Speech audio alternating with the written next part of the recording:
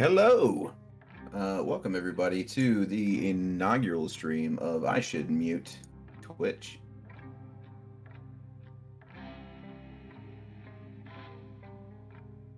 Let's try that again. Welcome to the inaugural stream of Midnight Mondays on the Nat 30s, everybody. Thank you for being with us. For those who are not aware, the Midnight World is a up-and-coming tabletop role-playing game developed by Gemini Productions. I am one of the developers and part owners of the company at this point, I guess. Gavin, or Comrade Papa Bear, as you see. I will be directing the session tonight. It's a one-shot that I have written. Specifically for this inaugural stream. It may take a couple of, 2 weeks to get through, depending on the speed of things. But yeah, and I would like to introduce you to our actors this evening. We're going to start off to the left of me. Wait. We're start off in the middle of the screen. Harry, can you introduce yourself, please? Right, I'm Ian, and I'm playing Harry Harris. Harry Harris. All right. Gina. Well, hello, I'm Kat, and today I'll be playing Gina Stevenson. Andy. Hello, my name is Renee, and I will be playing Andy Wintergreen. And Linsey.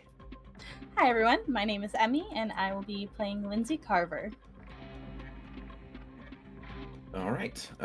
So I'd like to again thank everybody for being here. I'm excited to get started. We went through character creation right before the stream started. I believe that everybody has a completed character sheet. We're going to kind of break back in for the end of character creation, and we were just kind of deciding how everybody got together. Tonight's game is called Midnight in Millston. It is a it seems going to be a group of college students heading off to spring break, a cabin in the mountains and a beautiful lake owned by the aunt of Linsey Carver. And they are traveling there with a group of friends in their vehicle. And we want to have every character kind of give a quick kind of breakdown about yourself. Like, who are you? What do you do? And we are going to begin with Harry. I'm sorry, I completely missed that. I was got pinged by work. Thanks. Right. What was that again? Huh? Oh, give a quick kind of rundown of your character. I'm setting the scene. You're all in the car. You're in the mountain, or you're in the foothills of Georgia. You're heading towards the Blue Ridge Mountains, where the cabin is located. Kind of getting into these really rural kind of farmland areas that are just rolling across the hills there. But explain your character and who you are. I appear to be early 20s, just a regular looking guy. Myself, curly brown hair, just not super athletic, not super nerdy. Just a normal, average-looking chap. My eyes do look a little bit older than the rest of my body, though. Look old and wearisome. Gina, who are you? So Gina is very obviously your punk rock, I can fix and build anything type of chick. She currently has a purple, orange, pink, and yellow mohawk. And it allows for her scalp tattoos to be on full display. Those are really the only tattoos she has right now, because good work is expensive, and she knows that. But she's 21, very proud of making it for 21 years. And yeah, that's Gina in a nutshell, just kind of a little wild card, but also can be a little socially awkward. All right, Andy. All right, so Andy is a college student reluctantly studying medicine. He was the eldest of a gaggle of children. He was the eldest brother in a 6-sibling household. Uh, really desperate to get out of the house. Now he's in college. He would much rather be studying music, but his parents and the expectations of his family put him in a position where, well, like somebody's got to provide, and I guess I can make it as a doctor better than I can as a musician. Always finding himself in a challenging situation where his sense of family and duty to the family is stronger than his sense of self in some points. Kind of tan, likes to spend his time in the sun, just regular brunette hair. He has not fully recovered from the last mohawk he tried in an attempt to being cool with himself, just trying to rebel against the usual family norms, so that's still growing back a little bit. But otherwise, just your average 20-year-old college with a bad choice in hair. All right, nice. And last, Linsey Carver. So Linsey Carver is your typical girl next door, comes from a wealthy family, well maintenance as far as perfectly blonde hair, beautiful blue eyes. She stands out in the group because she is probably dressed the most preppy and standoutish. She always has a giant smile on her face and is willing to talk to almost anyone.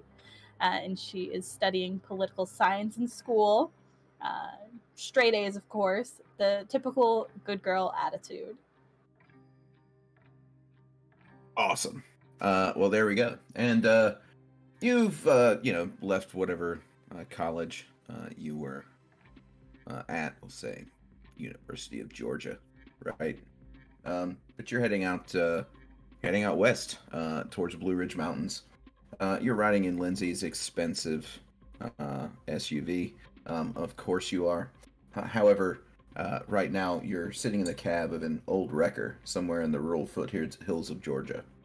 The Blue Ridge Mountains were growing larger in your windshield as you approached the cabin that you hoped to spend your spring break in. However, as the sun was going down behind them, your car's engine suddenly stalled.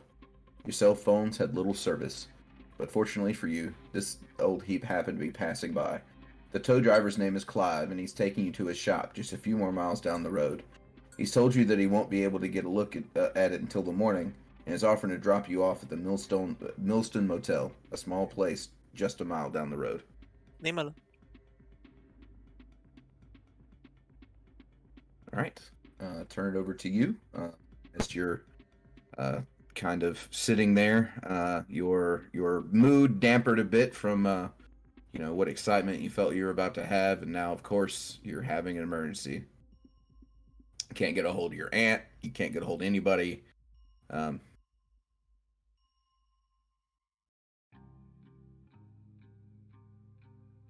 hope they don't find the dead body in the trunk. Don't joke like that, Linsey's going to say, as she's still trying to get service, as she's not used to not having her phone. Clive slightly giggles and says, I wouldn't worry too much. I'm sure that y'all are quite harmless out here. Is Clive within earshot? Yeah, I mean, he's sitting in the cab with him. You're driving, yeah. I'm gonna sit there and be bored then. Okay. Clive is he's a beanpole of a man. He's really tall, probably What type of SUV did Linsey have? It's a Cadillac. Okay. So onboard computer, and we're stuck in the middle of nowhere, where the guy who's probably not seen a modern engine. It feels, when you saw this old wrecker picking up the car, you realized that her car was worth more than this wrecker. Just not a normal. I'll lean over towards Linsey and say, when we get there, I'll fix it. Perfect. Someone has to fix it. My aunt will kill me. It's a great start to the trip.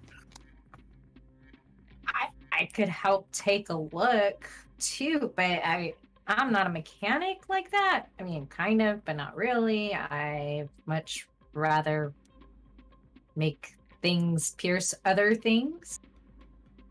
I'm sure Clive knows what I'm talking about. You like hunting, don't you? Well, yes, ma'am, I do. Yeah. I've been working on some modifications to a 6-shot pistol back home. I'd like to increase my accuracy without damaging the barrel too much by reboring it. I've got a pretty good spin on it now, but it still shoots a little wide. It's from like, God, I don't know, my great-great-grandpa. So that'd have to be like 18 something. I'm not good with math, except for when it comes to measurements. Time is irrelevant. Thank you for letting me know all that, but we'll say that I'm not never been one to try to fix guns. It's more my cousin's it's more what my cousin does, but maybe when you get back I can get you a hold of him. But as he's talking, you're pulling up into the front of this hotel or this motel, and he says you kind of like the Millston Motel is a like 1-story L-shaped building sitting on a well-maintained but very old patch of black asphalt. It has numerous soft glowing lampposts arranged over the parking lot and above each of the doors of the rooms lining either side of them. The office is set in the center of the building, and the building is obviously very old, but like the parking lot, well maintained. As he pulls up to the front, he says, "Wait right here real quick," and he runs in. After a few moments, he comes back with 2 sets of keys, and he says, they ain't got but 2 rooms, but I'm sure y'all don't mind splitting up too much. He said they'll bill you out when you check out in the morning, and he hands you also his card, and he says, "Call that number. I'll be in the shop at 9 a.m. and we'll go from there. But if you don't mind, I would like to get on home because I was not planning on taking another tow tonight." Well, we appreciate you. Yeah, man, real Phil, thanks. You're saving our bacon out here. No problem. He kind of nods like really quickly, and he kind of helps you get like your stuff out of the cab or the vehicle, which is still towed behind him. Whatever you need, and he once he does that, he kind of gets it out and sets it down to where you can have it. He gets right back in the truck and he kind of drives off, turns back around the way he came, and heads off back down the road. I'm gonna stand there and look around, look at the setting, and just sigh and go, "I bet this place doesn't even have Wi-Fi." I mean, come on.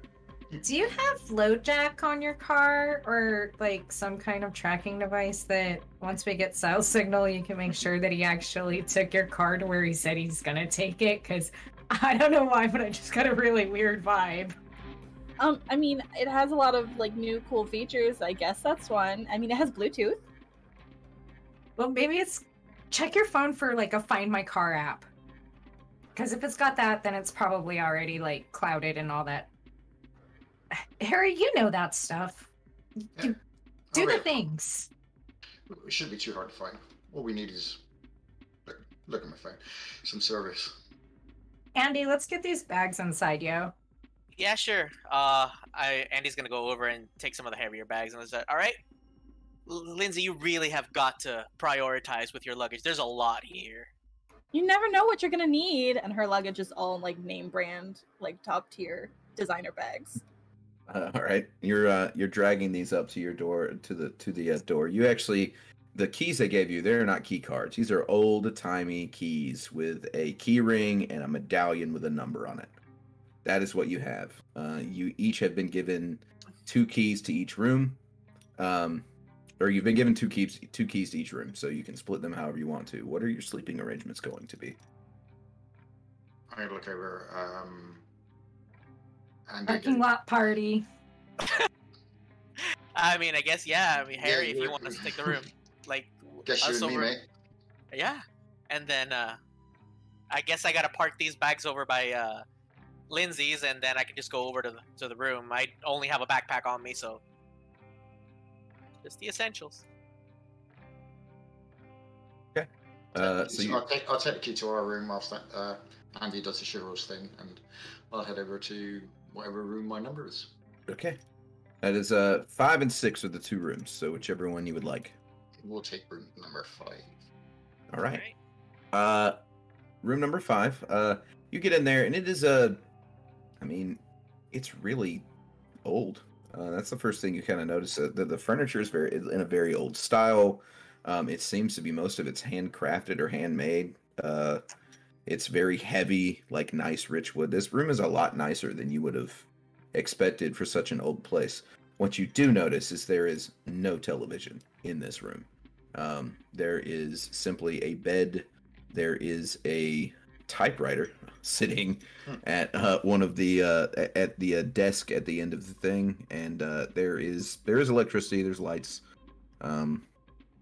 things like that. But and there's a bathroom in the back that is not too huge, but it's old porcelain toilet, old porcelain, but it's all well maintained. It seems pristine, as if somebody has come in here and scrubbed it every single day. I'll start unpacking. I'll take out my laptop, flick it open, take out a portable hard drive, and start thumbing through a couple of terabytes worth of box sets. There you go. Got some entertainment there. Gina, Lindsay, Gina, Lindsay, and who's rooming with Harry? Is that Andy and Harry? Yeah, that's me. Okay. All right. So, Gina and Lindsay. Just get everything drug into the room, and I'm assuming the room's set up same way. Mm-hmm. Yeah, and both of your rooms are on the end, it's like an L-shaped building, and then the center is the office, and there's 3 rooms to the left and 3 rooms to the right. So it's kind of squaring up this big square patch of asphalt. You're on the 2 furthest rooms to the right. And as you're all kind of getting your stuff in and out and walking in and out and stuff like that, you do notice a teenage girl kind of standing in front of this really old vending machine. And she is punching at keys and trying to get it to come out. And she is very obviously trying not to make eye contact with any of you. Huh. I'm gonna take my Lindsay's bags into her room. It's all right, well, you two get your things unpacked. I'm gonna go check in with Harry. And so the girl's just wandering, or is she in the hallway just there? She's younger than you are. But she's not in the hallway. It's not really a hallway. It's like a vending machine on the outside of the building. You have never seen a vending machine that looks like this. None of you are old enough to know what these are like. This is a strange occurrence to see something that looks this old. Huh. No, these are archaic. Fancy. I'm gonna go meet up with Harry then in the room. I'm done over there. All right. I'm gonna grab a beer out of my bag and head over to the kid. But hey, Lindsay, I'm gonna go see if this kid needs help with this machine. I used to be really good at getting stuff out of machines, so I don't know. Maybe this one looks ancient, so who knows if there's even anything but cobwebs in there. Oh. Well, okay, good luck. Let me know if there's anything good in there. I guess that's what we're gonna have for dinner. Well, I don't know. You can dig in my bag. I got some meat sticks and beer, so that ought to fill you up for at least an hour. Maybe we can get pizza.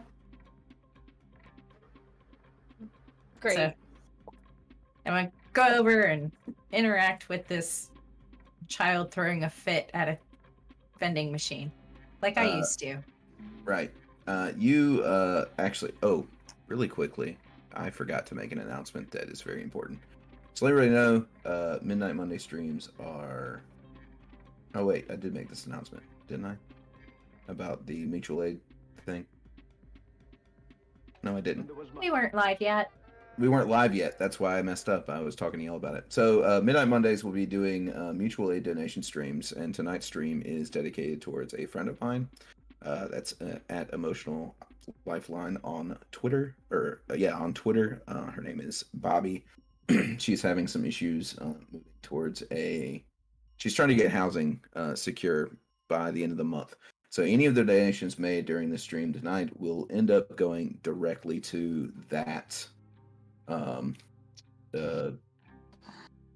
That mutual aid request.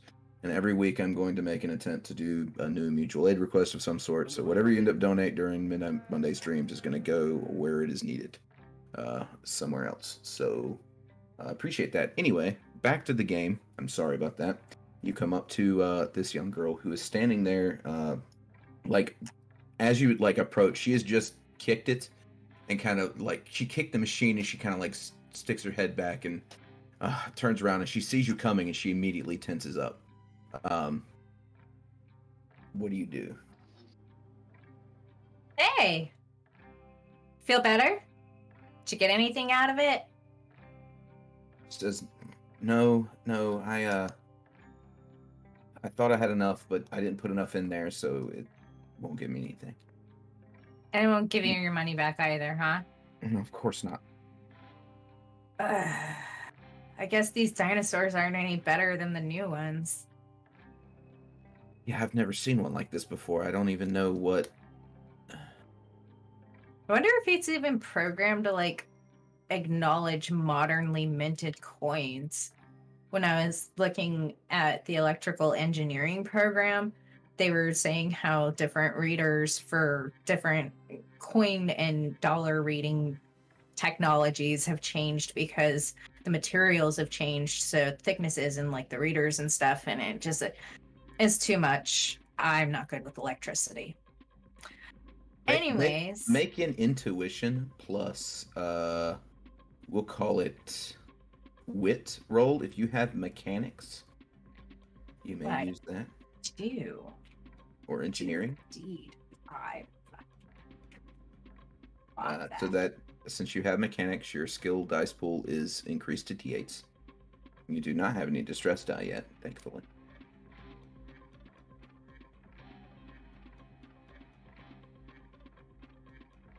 All right. What'd you get?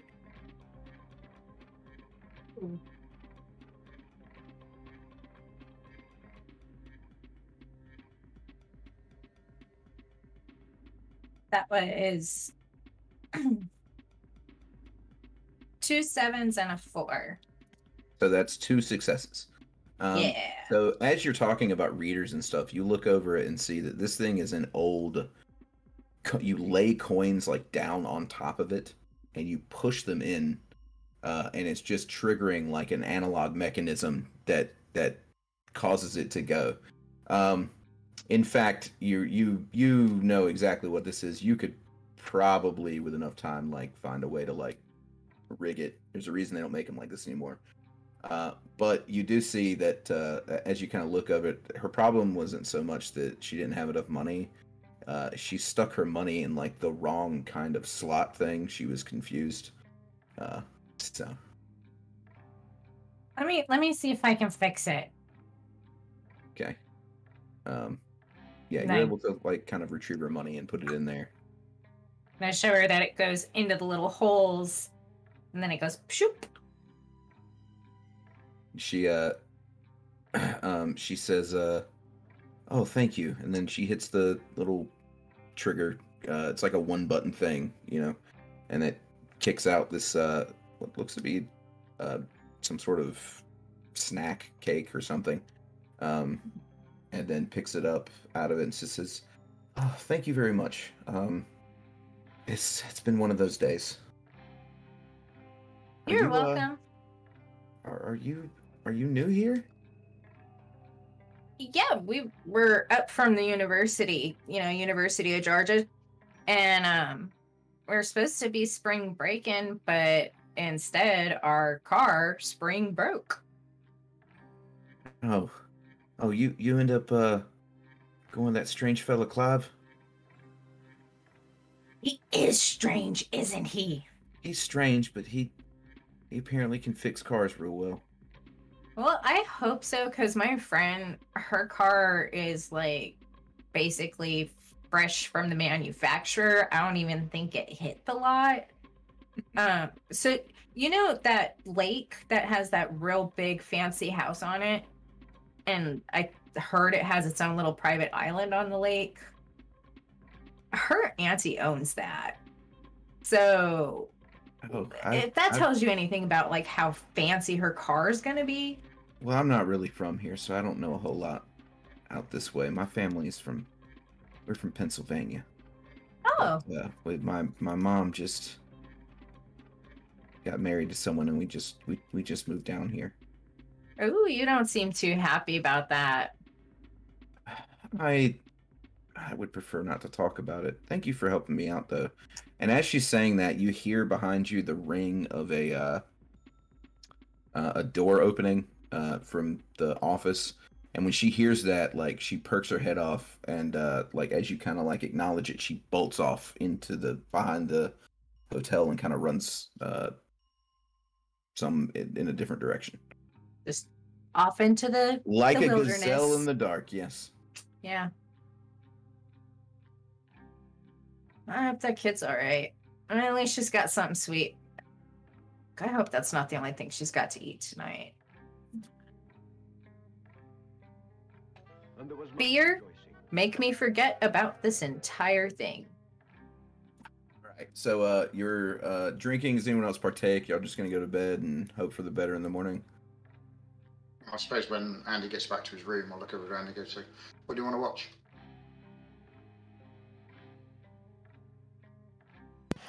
There's no television. You got something on that computer of yours? Well, pretty much anything from 1984 onwards. I'd say dealer's choice, my friend. I'm not sure our tastes are completely the same, but, you know, I'd like to be pleasantly surprised. What do you got? How about Aliens?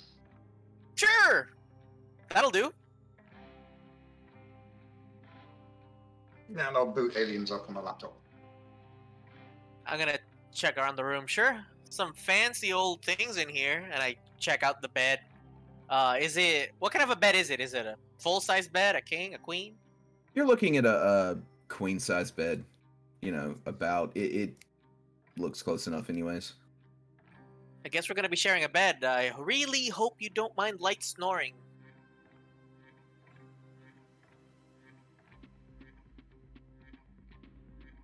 Well, when you sit down on the bed, you notice it is not like a regular mattress. It's soft, almost like it's been filled with something, like down. It's like a down mattress. It's not springs that you're sitting on. Huh. Fancy. Hope they don't charge us extra for the fancy. And are the pillows the same? And I'm just gonna flatten myself on the bed. Pretty much. Isn't Linsey paying for it? I mean, yeah, but I kind of feel bad that she's paying for everything, don't you? Right. Oh, well, I'll sleep better helping where I can, but honestly, like, I just don't feel right taking other people's money. As you know, I don't want to be here. Oh, come on! We're out here in the beautiful mountains. I mean, maybe it's not where we wanted to be, but hey, we gotta do stuff while we're still young. Like, get out, see the world. Not everything's gonna happen cooped up in our rooms. Yeah, if you insist. All right. And that'll be it. Like I said, we'll just watch the film, have a beer. Awkwardly watching Aliens. Not awkward. All right. Do y'all do anything else before bed, Gina, Linsey? Do you both get drunk? Well, when Gina was out doing that, if Linsey has not learned anything interning from politicians, she will check the room for any mini hidden cameras to the best of her ability. All right. I would like you to make a let's go with an intuition plus vigilance roll. I will say aptitudes that would be affected here would be larceny. If you feel you have an aptitude you might be able to use for this, let me know. I have psychology and research. That might be a stretch, but that's what I got. Not really. But you can make you can definitely make an intuition plus vigilance check to search the room. They're all at D6s. Okay, so how I just roll 1d6 and then I add... No, how many dots do you have in intuition? How 1. many points? All right, so you will roll 1d6. How many do you have in vigilance? 2. You will roll 3d6 total. That's what you're going to roll. Every one of them that comes up a 5 or more will be a success. 1 5. Okay. And then I have a 2 and a 4. Yeah, that's fine. That's all you needed. You search the room, and like the more you search the room, you realize it'd be difficult for them to hide anything there. It's got those old like push up kind of ways into the attic in each room. You actually kind of get up and poke your head in there, but like it's just old, dirty, like nothing up there. You don't see anything weird. There's not like one of those walkways where they film you be doing weird stuff or anything like that. So you feel pretty confident that what you're dealing with here is just a motel. Nothing too weird or creepy. Fair enough. And then if Gina comes back and wants to get drunk, Linsey will get drunk with her. All right. I would like the two of you to both make a resilience plus... Let's go with endurance check for that. Aptitudes for this. This is an innate aptitude, I'm going to call it. So you roll d8s for your skill level. So if you have a endurance, whatever your endurance is, you roll d8s for that. Really quick, have your characters shared with one another their traumatic experience, or is this something hidden from them? Do you know about each other's dread manifestations? Is this why you're friends, perhaps? I want to say no, but maybe it's something that we've all picked up on. And tonight is probably going to be the night that Gina gets a little sloppy and lets some things spill.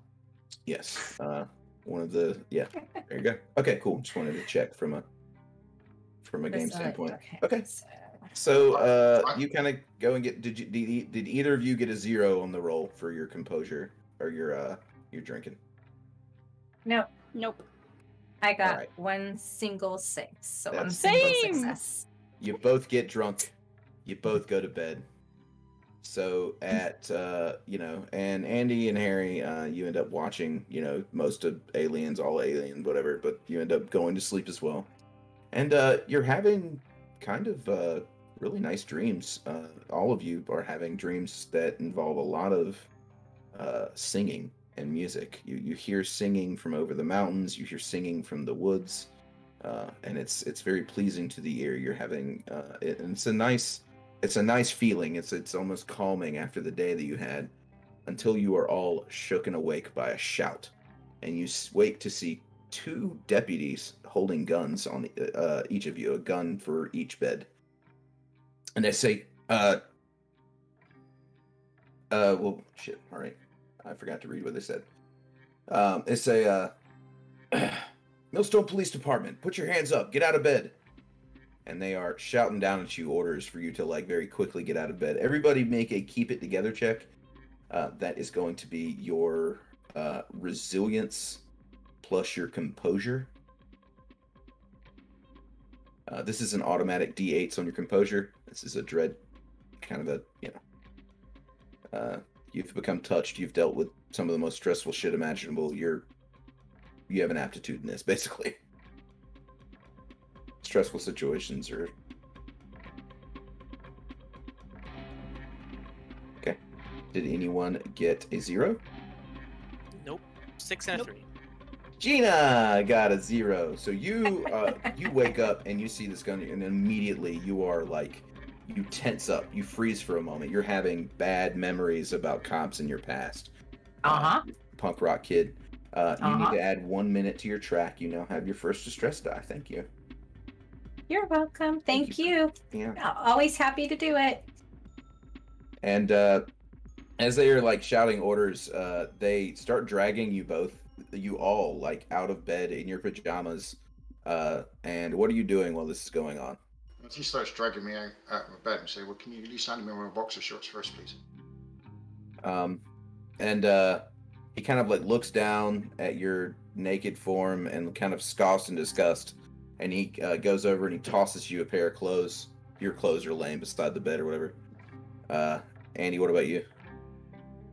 I'm just gonna get up slowly, like trying to assess. There is a cop here pointing a gun at me. I really don't like being told what to do, but I'm just going to, avoiding the shot that I might get if I piss him off. All right, what do you want? We're just sleeping. We're here doing absolutely nothing, and we're being woken up with guns. All right, so authority averse specifically reads, just to make sure that we're on the same page, because it's going to matter right now. Mm-hmm. Why are you not? Where? Oh, it's challenges. Oh God, I can't wait till these are in alphabetical order. All right. You can't stand being told what to do. In fact, you rankle the notion anyone has any sort of authority over you. In any scenario wherein your character must follow commands by compulsion or choice, they gain a minute. So if you are forced to follow a command, either by you choose to follow this lawful command that you're being given and you don't want to, or you are forced to mentally, like something takes control of your mind, you will take a minute. So add 1 minute to your track as you decided to go with them. So you were being led out to the outside. You are not being handled very gently. These two deputies seem very agitated right now, and they keep talking about these damn outsiders always coming in here and messing everything up. I can't believe they'd come in here and steal that girl or kidnap that girl. Where is she? And start yelling at you about that. I'll quite calmly, coolly turn around and look at him and say, how did I kidnap a girl whilst naked, asleep in bed? Don't talk to me like that, you pervert! And he backhands you. That's the question, dude. Right. He kind of rears back to backhand. I want you to make a quick dodge check. That is coordination plus reaction. Or D6s, aren't they? Unless you have hand-to-hand skills or tactics. No. Coordination plus. What's it? Linsey has an auto success. All right. Thank you. What was it? Coordination plus reaction. Okay. That's a lot of dice. Oh, nice.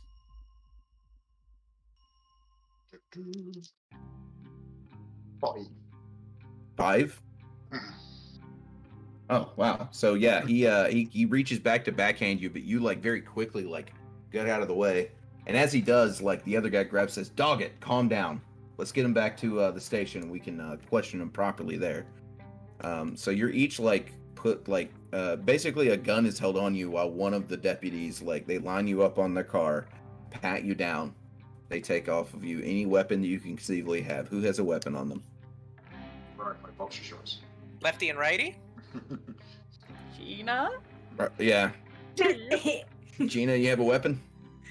Oh, well, I don't sleep with my guns on me, but I've got one in my bag.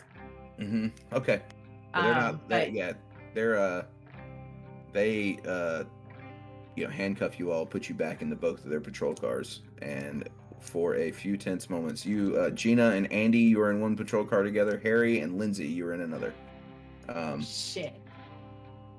We're busting out of here. While you were in the back of this patrol car, you see the police go back into your rooms, your rooms, to start rifling through things. Linsey, who has totally taken law classes, I'm sure, is throwing a fit about unlawful detainment, and they have no right to search her stuff, and where is her camera, what are their badge numbers, and you can't do anything until my lawyer's present. Okay. They are not in the car currently. They're inside, but if that is how you're going to come at them, we'll let you roll that when they get back. After a few minutes, they come back with a bag. There is a gun in one of their hands that has been found out of Gina's back. And they kind of walk up to the back of the car, and they open the trunk, and they throw a bag in there and close it. And each of them gets in the front of the truck, or of their cars, and they start driving off. Andy and Gina, you have Deputy Doggett. Linsey and Harry, you have Deputy Miller.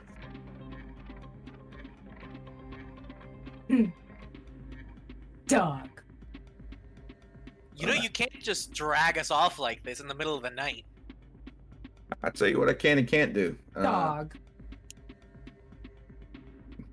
Yeah, all right. Are you trying to agitate him? Yeah. He when he hears you say that, he says, "Listen, y'all in enough trouble. Y'all need to button it up back there. Do we get to discuss what's going on with Sheriff Michaels?" What exactly is it you think I did? It's not illegal for me, a 21-year-old, to own a gun or have beer. So... Well, this is a dry town out here, ma'am. We do not allow any alcohol of any sort in our town.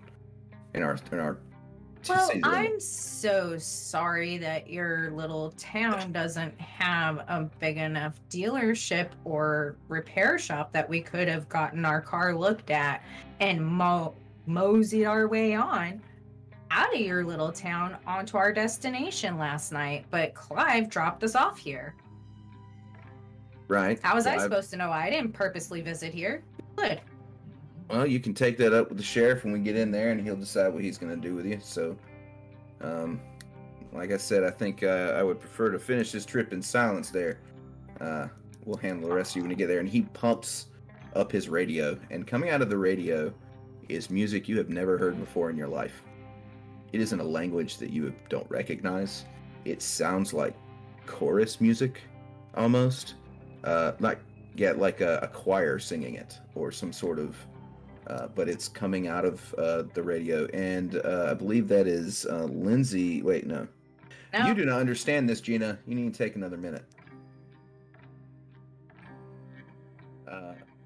But both of you, the voices that you're hearing coming out of the radio are absolutely sublime. They are beautiful voices, and it is like, even though you're angry and even though you're feeling kind of like frustrated, it does have a sense of like, brings a little bit calming to you. We'll jump over to wait, that was Gina and Andy. Andy, what are you doing while this argument's happening? I'm trying to see, like, I've never busted out of cuffs before, but how hard could it be? They do it on TV all the time. I'm just trying to test it because, you know, from experience, it's like they just came out of nowhere, no warrant, no nothing, and just guns a-blazing, taking a bunch of 20-year-olds. This is shady as shit. How tough can these things be? And I'm just trying to stretch them out behind my back. All right, you need to make a strength plus, we'll call it toughness roll to see if you can break out of those things. Ooh. I'm going to let you know that this is one of those situations where you are going to need, it's going to be a little difficult. So everything above a 5, right? Everything above a 5. And what we have here is like a situation where getting out of handcuffs is not just easy. So, well, all I got were 2 6s. You got 2 6s. All right. So you are pulling and pulling and pulling on these cuffs, and you realize that, you know what, you could probably do this, but you're going to cut into your wrists badly. You could probably do something, but you don't know how badly you're going to injure yourself, so you have to make a decision.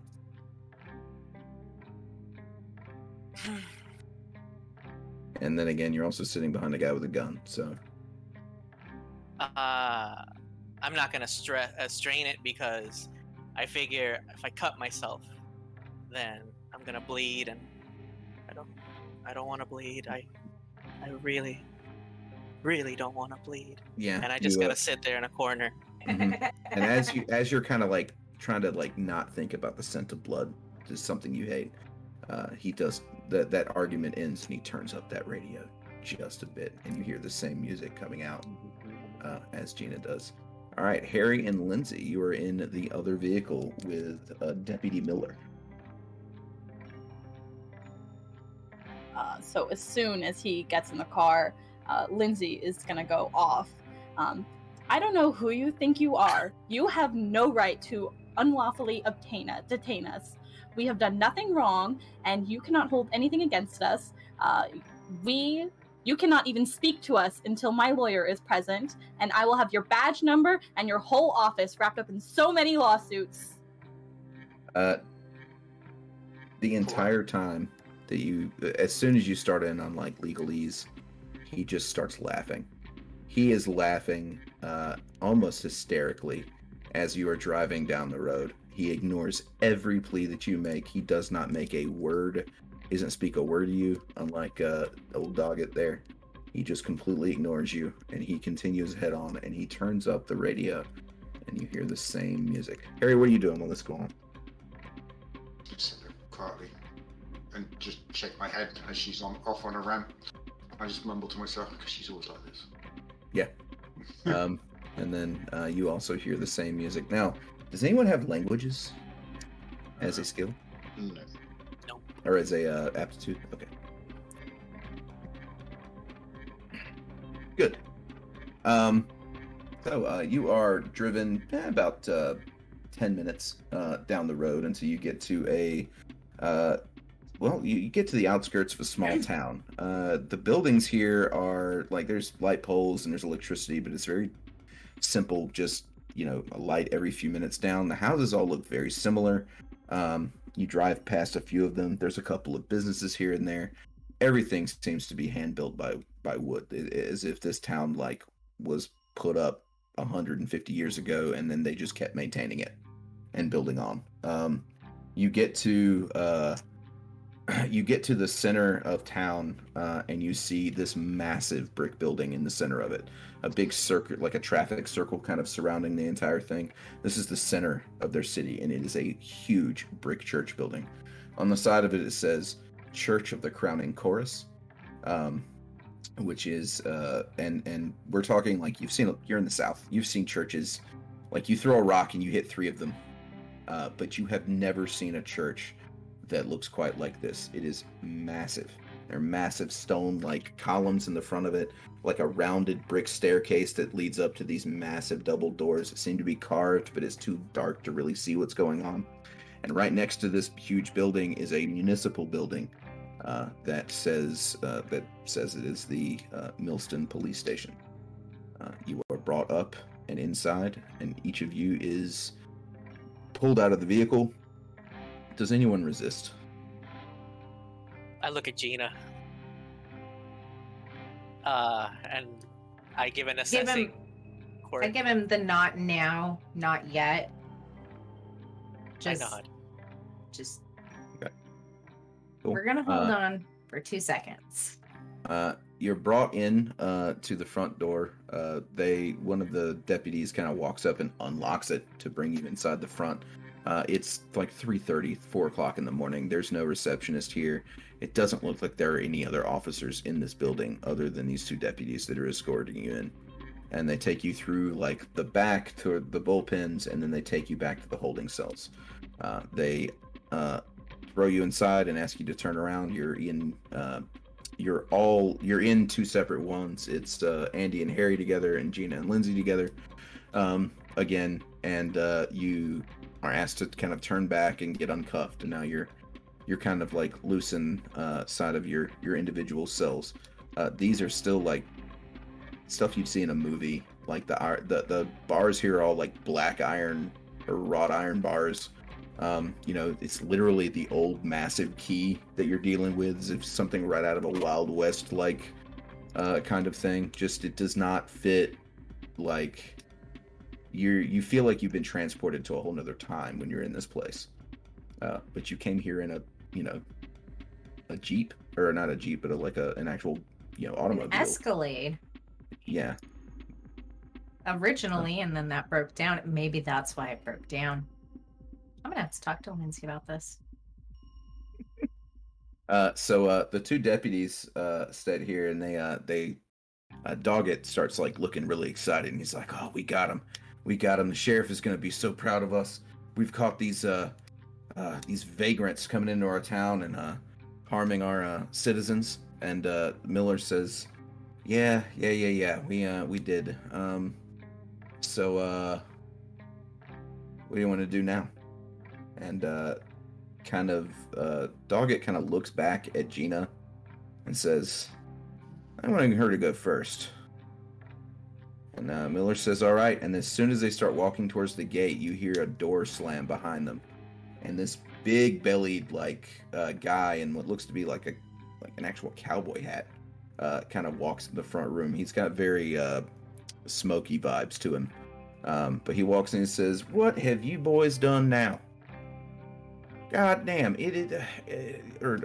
damn, son, you woke me up at 3 o'clock in the morning radioing about a kidnapping. Where's the girl? And then as they start to explain, and they go, no, you know what? These are the ones you think did it? Fine, let me handle it. Y'all get out of here. Go on home. We got the festival tomorrow. Y'all need to be well rested. And they both kind of say, thanks, boss, and run off. And he looks at you and says, well, welcome to Millston. What brings you to our town? Oh, is he asking us one cell or the four of us? Oh, you're in side-by-side cells. There's only okay. Yeah. Well, between car troubles and your lovely welcome wagon, that's what brought us here. I think we should let the lawyer deal with it. Linsey? Oh. Now. There's no need to worry about all that. You ain't had no charges pressed against you right now. I just want to have a quick talk with you right here and get this all settled out. I apologize for my boys there, but they're a little bit riled up. This whole thing has gotten them excited. Excuse me real quick. Can you call them back and get my property out of the trunk now? If I'm not under arrest, you have no reason to abscond with my property. That's theft. I'd like to press charges. What property would that be? My backpack. And my firearm. Which, if you go and try and test fire it, be really, really careful. Because as my engineering doctorate program that I'm in, I've been messing with the barrel a lot. Clive was supposed to hook me up with his cousin. Gina, maybe let's not mention what we have in our bags. They have no reason to search for our stuff, and if they even look in it, I will have you guys tied up in lawsuits. Yeah. Standing there in my boxer shorts, I'd say I'd just like a t-shirt. he kind of starts laughing. He's like, man, they pulled you out quite quick, didn't they? Hold on one second. I got something for you. He kind of meanders back into the office, and he comes back with this just looks like this undershirt that he kind of that someone will wear, and he kind of tosses it over to you, and he says, here you go, buddy. Thank you very much, Sheriff. No problem. Listen, I hate to do this, but I need to ask y'all a couple of questions. And like I said, there's no need to be asking for lawyers because one's not going to show up, not this late, and not for a few days. And when it comes down to what property you get to keep in this town, well, I'm going to need to see a license for that firearm. It's in my backpack. We'll check that out. But I'm sure you will. We were told by a fella up at the attendant running the old Millstone Motel up there that you were seen talking with a young girl about 15 years old, kind of shoulder-length hair, blonde. Yeah, did he also mention that she was beating the hell out of the vending machine? Well, no, he didn't mention that to me, but that's not quite the important part. Tell me what. Yeah, it is. That gives me motivation to talk to her, doesn't it? I went over to help her, told her all about these awesome sensors that we have that engineers made, engineers like me, that can differentiate between fake money and real money, but y'all have such ancient technology out here that I had to show her how to use the insert on the top coin and let it drop in and hit the little pins. Ma'am, I gotta tell you, I don't know what the hell you're talking about right now, and I quite frankly don't care. I just need to know where you saw that girl go last. Behind the motel. She ran off like a gazelle.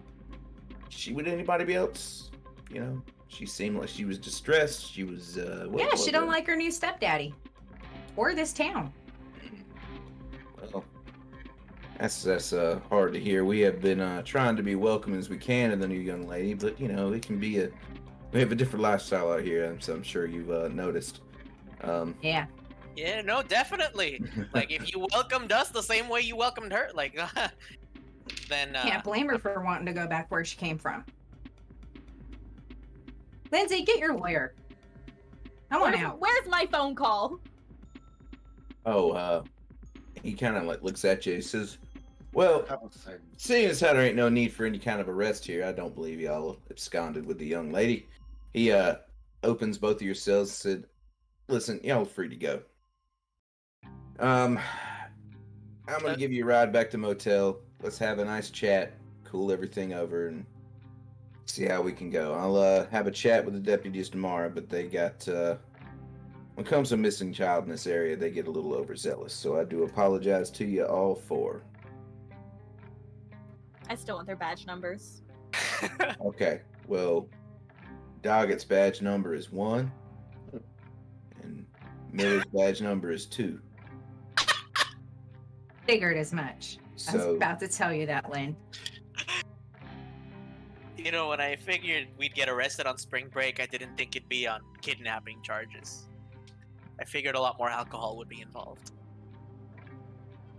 Yeah, me too. And maybe even a misfire and a little property damage, but not this.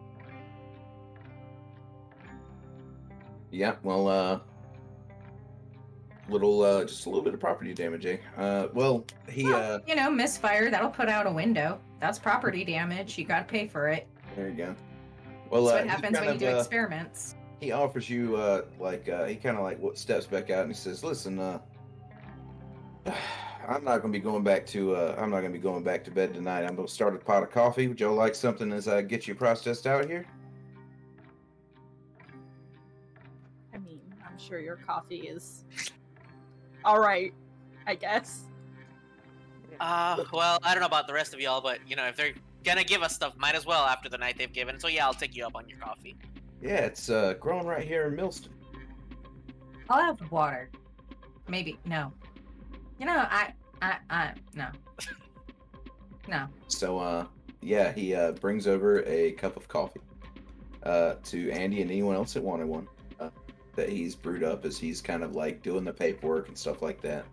Doesn't take but a few minutes. But after this gets done, he says, "Listen, I'm gonna take you back to your hotel. I want y'all to be on the lookout for that young girl. She could be in a lot of trouble out here. These woods are not safe. You know, and again, I'm sorry about my deputies, and I'll make sure that they rein it in just a little bit. There's no reason to discuss anything with any lawyers or whatnot. You're not in any kind of legal trouble."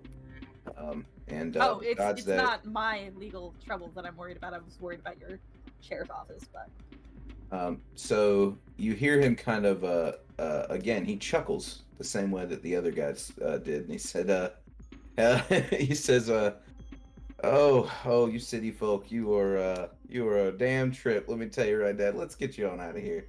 And as he walks out, he just starts kind of singing to himself. It's in English, and it sounds like it's got the same kind of tone as one of the Gospels, but the lyrics are not quite the same. Kind of, you know, an old song, but his voice is just immaculate. It's amazing. You wouldn't have expected him to be able to do that as he starts like, very, very cheerfully singing. I would like everybody to make a, we're going to call it a resilience plus empathy check. And do I have to roll my distress die with that as well? Yes, every die. If you have 2 minutes, you now have a distress die. So roll your d4 with it. Oh, you have 3 minutes. You did it. Yeah. Is this a D6 or D8? D8, right? What? What dice, D6 or D8? Well, your resilience are d6. Your empathy is a d6 unless you have, let's say, psychology would work here.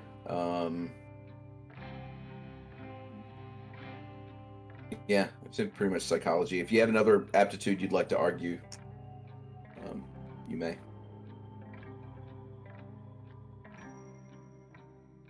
But, occult. I'll give you occult on this one too. All right, so everybody make that roll, please. Tell what you get. 1. 1. Okay. You feel anyone get a anyone else get? What'd you get, Andy?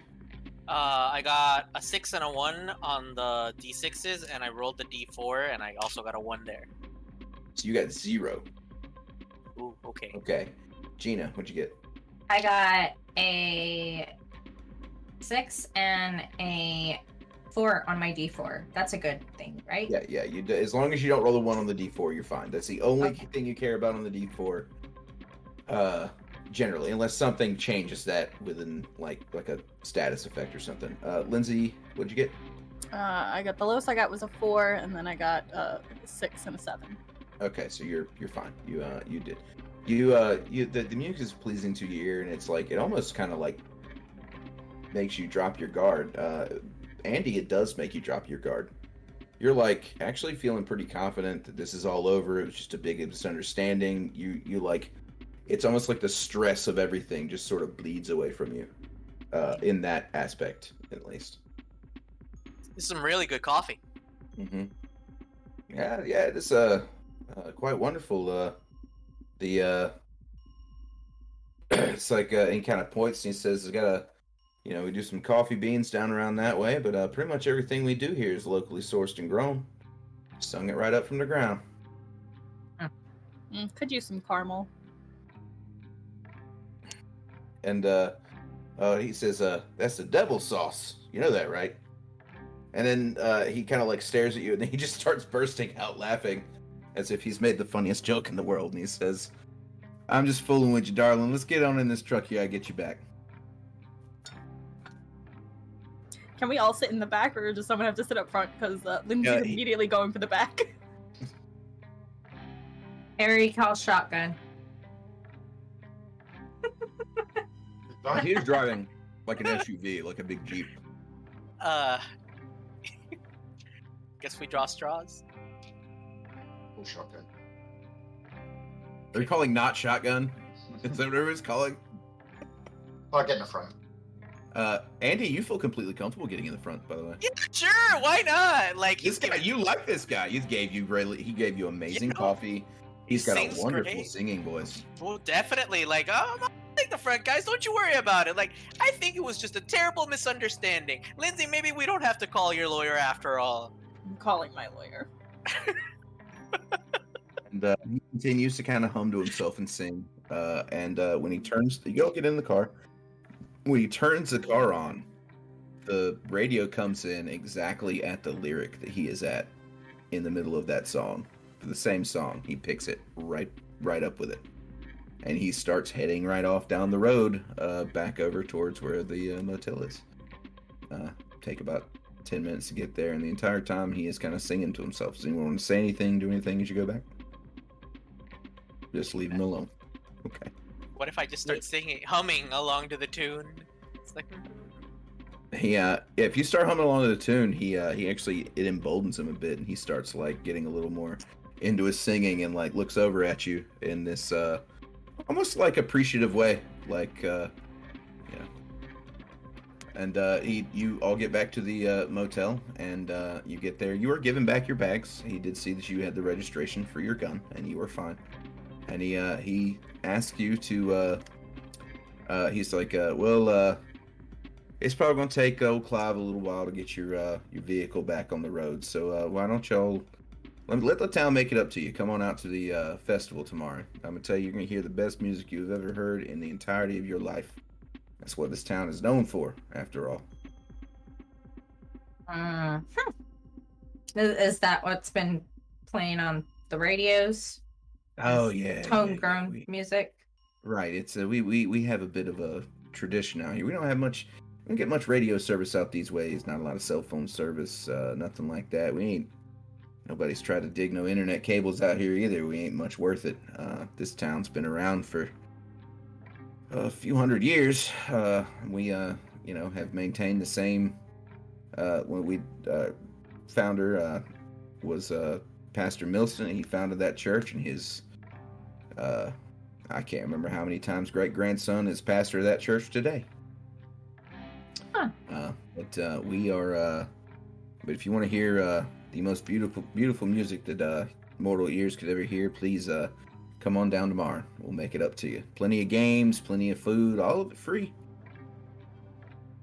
and he kind of says he kind of drops you off, and he says y'all need or didn't ask if you need anything else from him, but he says I wish y'all good night, and I'll see you tomorrow. And he see you in the morning. And he heads off. Yeah. Once he drives off, I'm going to turn around and look at all the others. Is it me, or did we just drive through a Silent Hill Glee mashup? Yeah. So I wanted to bring this up. Like, our phones aren't really working. How's your computer doing? Because now that I'm seeing everything going on in this town, it's like giving me weird time warp vibes and making me think that maybe it's like certain things that depend upon technologies that the rest of the world is plugged into at this moment can't exist in this weird time anomaly. Am I making sense? No. Harry, not- you not of all at all. people, I would expect to understand this. You have to deal with the quantum physics when you're doing your computer junk, because a thing is there, but it's not there, but it is there, but it's not there, but it could be erased, but it can't be erased, but it can be recovered. This is all going over Andy's head, and it's just like, crickets. Yeah, Wow. Gina, I don't know what that is all about. All I know is when the car's ready, first thing, we're out of here. Because if I don't see a Starbucks soon, I'm going to crack. I mean, you could have had a coffee over at the office. I mean, it was pretty nice. Who gets coffee at Starbucks? Oh. Mortals, I guess. About 30 million people a day. Okay. So you kind of wind down and get towards your prearranged kind of like you get back to your rooms, and you all lay down and you go to sleep. And this is where we're going to call a quick intermission. We're going to take about 10 minutes, 15. Well, it'll take 15 minutes just to be on the safe side. Give everybody a quick chance to have a bio break, get something to drink, whatever you got to do, smoke, whatever. So we will catch you all in about 10:40 to finish off the first half of this evening's game. And please feel free. Remember, all donations that are sent in tonight are going to a mutual aid cause. So please help out as much as you can. All right. We'll We catch you do in have 15. one actor that does have a singing solace triggered. Just saying. Wink, wink, nudge, nudge. Absolutely Money makes do. us sing. You may be able to donate for Andy to sing, I believe in Spanish. Yeah. I'll get you that So- singing song. There you go. Everybody, we'll see you in about 15 minutes. Thank you very much.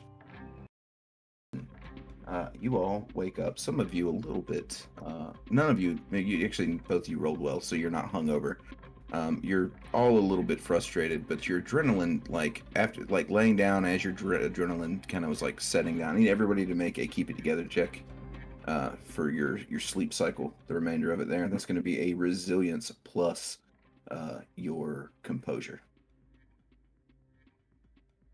And the distress die. Yes, any roll that you make, you will make with the stress die. I got my first one. What does that mean again? It takes one success away. So you count every single 5 or up that you have, and then subtract all of the ones you get on distress die. I got no successes and a 1 on my D4. I'm keeping it together real well. You are not. Let's hold on to that. Gina. I got no successes, but I did not hit a 1 on my distress die. You will add another minute, though, before you go to bed. Yay. Lindsay, what'd you get? No successes then. You will add 1 more minute. What'd you get, Harry? 1. You're good. So as the adrenaline wears off in the evening and all of this stuff really just starts to hit you, you're like those of you that did not do well, your sleep was a little bit fitful for the remainder of the night. However, you do wake up in the morning feeling somewhat refreshed and ready to face the day. It's about 8 o'clock in the morning. And I need you, Andy, to roll a d8 real quick. Oh boy. That's a 5. All right. You have a moment of dissociation when you wake up in the morning. For the first roughly 30 minutes of the day, you are... and Harry, like, if you say anything to him, he does not respond. He's just sort of, like, out of it. Like, you see him wake up and kind of, like, get out of bed, and then he just kind of sitting there with his head, like, in his hands, knees on his... elbows on his knees, like, just sort of, like, staring off, like, at the floor for a good 30 minutes of just that. How do you respond to this, Harry? Nothing really phases me anymore, so I just leave him to his own devices. Okay.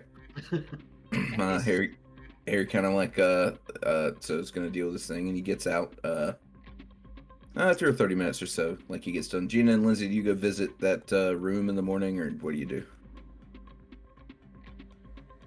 Yeah, I'm going over to Andy and Harry's room and drag Lindsay along and Harry, are see you if we wearing can pants this kind of- time? powwow. At the moment, yeah, I got my boxers on. It's got So his boxers on. I had them on when they brought us back, so I just took the t-shirt off and went to bed. Okay, cool. All right. So as you, Gina, Lindsay, as you enter the room, you see Andy in that kind of sad state, head and hands. He's sitting on the opposite side of the bed from the door, towards where the bathroom door is, and he's just like not moving, not responding to anything.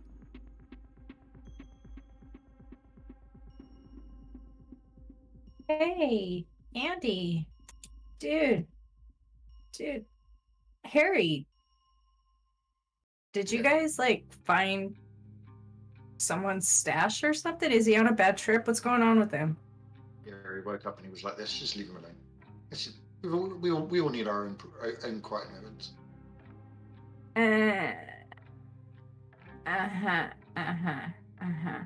But no, first time I've room with him, so I have no idea if this is his normal morning routine. So I'm not going to bother him.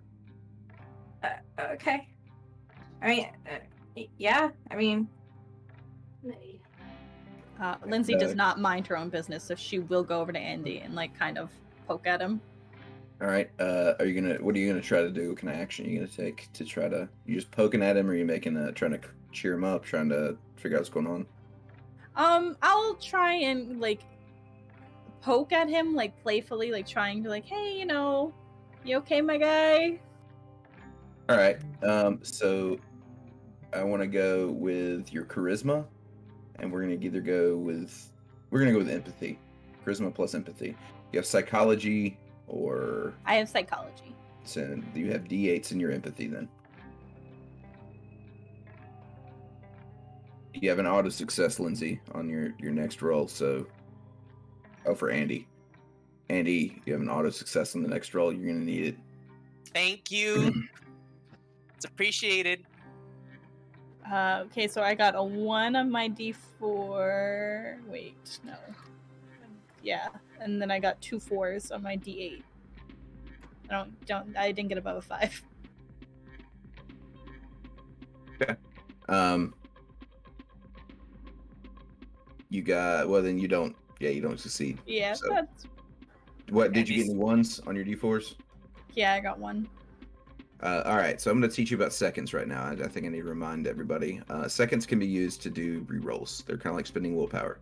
So you can either spend a second to reroll a non-successful die in your die pool up to 6. You can spend 6 seconds to completely ignore all of your distress die. You may spend 2 seconds to add a single D8 to your roll.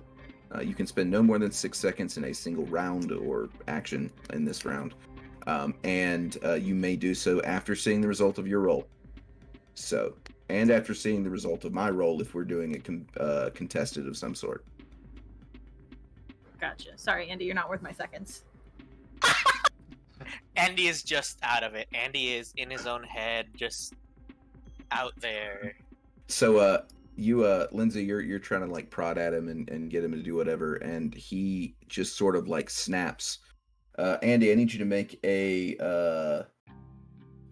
we're gonna go with a coordination plus toughness roll on this one, or a strength plus toughness roll on this one. Do you have hand to hand or melee? I do have hand to hand. So you're gonna your toughness is going to be D8s on this. Okay, so just straight toughness, or you said coordination toughness? It's strength toughness. Strength plus toughness. D6s on strength, D8s on your toughness. If you have a specialty that This is 2, and then the distress die. All right, let's go. Wow, snapping at the Linsey, person paying for your trip. You're gonna make Linsey, you're gonna do coordination plus reaction to dodge out of the way of this. If you have tactics or hand to hand or something like that, some sort of combat skill or melee, you may use D8s instead. But coordination reaction, please. What'd you get? I got 4 successes, and 2 on my D4. 2 on your D4. Yeah, and 4 successes. Okay, Linsey. Yeah, I only got 1 success. Okay, so you see him like kind of like jerk his elbow up, almost like a little too late. Like you start getting out of the way, but his elbow smashes directly into your face, popping you backwards. You are going to take 4 damage from getting hit in the face. And Andy, this snaps you right out of your. So you were just like, oh, like you have this moment of like you're popped back into reality of where you're at. Oh my god! You just see that you have like busted Linsey in the mouth. Oh my god, Linsey, I'm so sorry. Oh my god, let me look at that. I didn't mean to. I swear. That's what happened? Waiting to happen. She's just gonna have her hand over it, like, oh my god, did this just happen? Oh my god, are you bleeding? You're so gonna get sued. I don't sue my friends. Hopefully. Oh my god. Oh my god, let me fix it. Let me fix it. I'll look at it. Let me get my backpack. I got my first aid kit in there. I'll help you. Oh my god, Linsey, I'm so sorry. I didn't mean to. I don't know what's in me. I don't know what happened. I just snapped. How's Linsey? Linsey, your nose is well, he got you right under the nose, like right in the face. You're bleeding a bit from your lip. It's slightly fattening a little bit. There's definitely like a bruise there, but I mean, you'll be fine. It just really snaps you a good one. Anyone would like, if anyone would like to do medical attention, you may remove some of this. I have field medicine for whatever it's worth, which is why.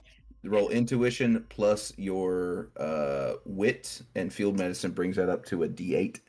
Or is that your aptitude? What's your aptitude? Medicine? My aptitude is medicine, field medicine. Can I take the success on that? Yeah. Your next roll is an object. So any 8s that you roll on this, you will roll again to try to get another success. Okay, so this is this and this. That's intuition. The 1 for that. Okay.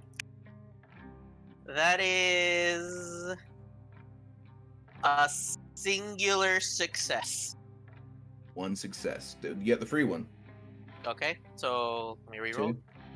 No, you got a free success. How about this? Just the 1. It's just the 1 success. Okay. All right. So he kind of almost hurriedly comes over to like check you, Linsey, and after like kind of pulling a napkin out and kind of putting pressure on it and checking you, you are okay. You actually reduce your health, or you gain 1 more health point from his roll. Now you've only taken 3. So there you go. Now what is everybody gonna head off to do?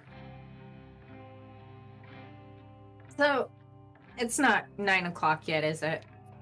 It's you're looking at roughly 8:30. Yeah. Oh, guys, we've got half an hour to kill before we can call Clive about the car, and I mean that just is when he's going to get in the shop. That's not when he's going to have a chance to look at it. I'm going to ask an awkward question. Does going to Clive's shop require going into that crazy ass town? I'm sure it does. And I'm hungry, but I don't know that I want to eat anything they prepare. I just get like a real creepy vibe. So, I don't know. I haven't been able to stop thinking about that kid. She didn't seem real happy. What kid? Well, you did the kid that they thought we kidnapped. Sorry that I helped a kid get a snack out of the vending machine, but she was beating it to hell. And I, didn't want her to get in trouble for that or have the machine tip over on her because it looked ancient and unsteady. So, but yeah, she was this kid. She was beating the hell out of the machine because she was putting the money in wrong. And then we chatted for just a brief second, but she looked so spooked and like something's wrong aside from her not being happy about her new stepdad and having to move states. Like the way she took off when I looked away, she took off like one of the bullets out of one of my guns. I can empathize with her on that situation. So, what we do? Well, I want to see if maybe we could. I mean, I'm no good at tracking. I don't hunt, but maybe we could go see if there's something to see. This long conversation in the truck with Clive about hunting, and you just say you don't hunt? I don't. No, I just like guns. We should really talk about you bringing that up to every stranger we meet, though. Well, you never know who's going to have the skill set that you need. And if you don't bring it up, you'll never know. Like my grandma said, closed mouths don't get fed. You're also in Georgia.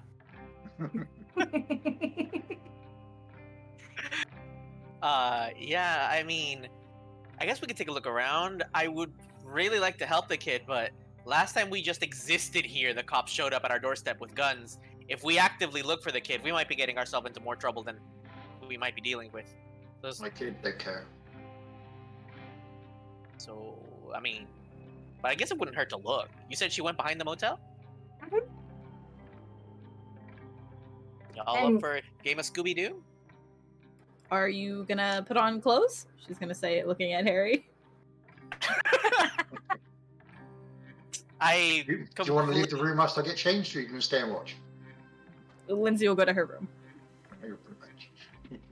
Andy's Dina crosses her arms and asks how much it is for the show. More than you can afford. Get out. Andy's gonna get out of the room because he refuses to acknowledge the fact that, all of this. I'm gonna just. So as you're having this kind of conversation about what you're doing for the day, you hear a knock at the door. Oh no! Here we go again. If it's the cops, don't say anything. Gina, get the gun. No, do not get the gun. Linsey will go open it. Linsey opens it, and in front of you is this this young kid, like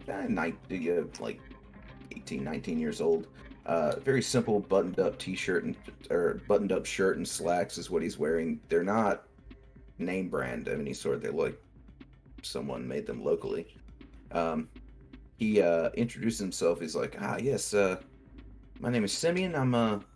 I run this place here. Sheriff asked me to give y'all a ride down to the festival today if y'all wanted it, since your car was going to be in the shop.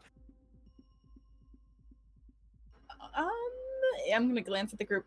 It takes everyone quite a bit of time to get ready, so if we could push it back maybe an hour or so, would that work? Oh, that works for me. I was probably going to sit in here in the kitchen and have breakfast. Y'all more than welcome to come. It's complimentary for your stay. Andy perks up at the thought of free food. Well.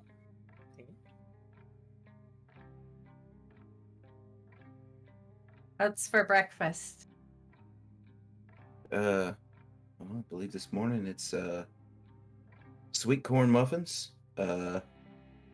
some grits, and it's just sweet corn muffins, grits, and sausage. Heart attack waiting to happen. Are you guys going to get out so I can get changed, or what? We're working on it, Harry. Oh, scram! I told you I wanted a show. Well, thank you, Simeon, right? Yes, Simeon. Yes, ma'am. Thank you very much. And when you're ready, I'll be happy to give you a ride down there. I can tell you, old Clive, he's probably gonna. I mean, he'll be back around 9 o'clock if you want to give him a call, but it's gonna, take him a little while to get the vehicle repaired. So, he kind of heads back off to. He says, "But I'll see you in there for breakfast." He heads back off inside. All right, Linsey, let's give Harry his privacy. Perfect, because I now need to do a bit of a touch up, and she will put where she got socked and go to freshen up her makeup. All right, I actually want you to do a. I'm gonna call this an intuition and wit to see how well you cover your blemish, to see if it's something someone's gonna notice. I don't know if that'll even matter, but I like to make people roll dice. That's right. It was intuition and what? Intuition and wit. What I don't know what aptitude you might have that would cover it, but Performance? Absolutely performance. 3 successes. Perfect. You can barely tell that you were assaulted this morning. Or ran. Kidding. You were you had your you were hit in the face with the elbow. It's you look like back to your old self, like you're feeling more confident looking in the mirror, and you're ready for whatever the world has to throw at you, you believe. And does everybody go to breakfast, or what do you do? It's about 9 o'clock now as you're about to walk out of the door. You said breakfast was until 10, so. Investigation until breakfast? All right. Well, it's 9 o'clock now. It's about time to call Clive as well, so if someone wants to do that. Oh, I will call Clyde immediately about my car, my baby. All right. Yeah, and I'll go pick up breakfast. I'll rustle up coffee and whatever I can find. I'll bring Linsey something as methods of an apology. A muffin, a banana, a watermelon, whatever. I feel horrible. Whatever they got. That's right. You would know Linsey's a vegetarian. All right, well, we'll stick with the phone call first, and the 3 of you are going off to breakfast. We'll cut to you, and then she'll catch back up. So, Linsey, your phone call. Clive answers and says, Clive's order. Oh, hi, Clyde. This is Linsey. You helped us yesterday. You have my car? Yeah, that fancy sumbitch. Yeah, I got that out here. Yep, that's mine. Yeah, listen, I've been checking out all morning. It seems that there is something wrong with your drivetrain. How old is this vehicle? It's like brand new. Did Gina and Harry say they left because she would be mouthing like everything to someone who knows something? They said they left, so it looks like it's just you on the phone. So. Clive says listen, I don't know, had y'all hit anything on the way? Big pothole, something, in the road, any debris? Anything like that? I mean, I don't think so. I don't remember anything like that. Well, what happened is it tore one of your CV joints. So what happens with the CV joint is he goes into this technical thing.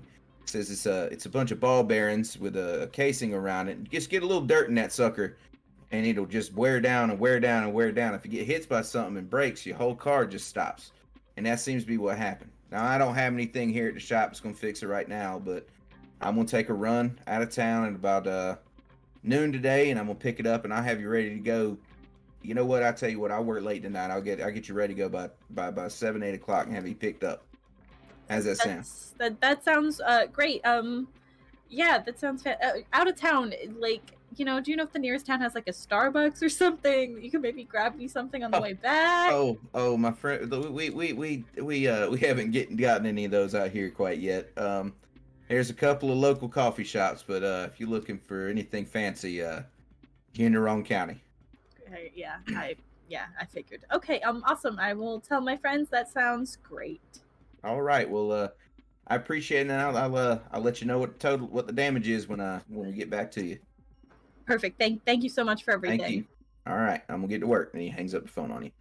Harry, Gina, Andy. While she's having this conversation, you have walked into the office area of the Millston Motel, and behind the desk now is a woman looks to be in her 30s. She's in a very like conservative looking dress, comes down to past her knees.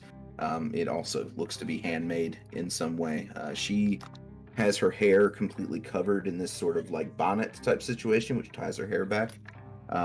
She's wearing kind of like, you've noticed that you've seen a lot of very earthy tones around this area, like dark blacks and browns and deep greens and even some deep blues here and there too. And that's pretty much what everybody's kind of wearing. But she smiles at you and says, "I hope your stay was good last night. Will y'all be sticking around for the rest of the day, going to see the festival?" I look over at the group. I mean, I guess we might. It was a rough stay last night. I don't know if we'd call it the most comfortable stay, but Oh, I heard about that, and I'm so sorry. See, Daniel's my cousin. That's Doggett, and he. Oh, dog. Yeah.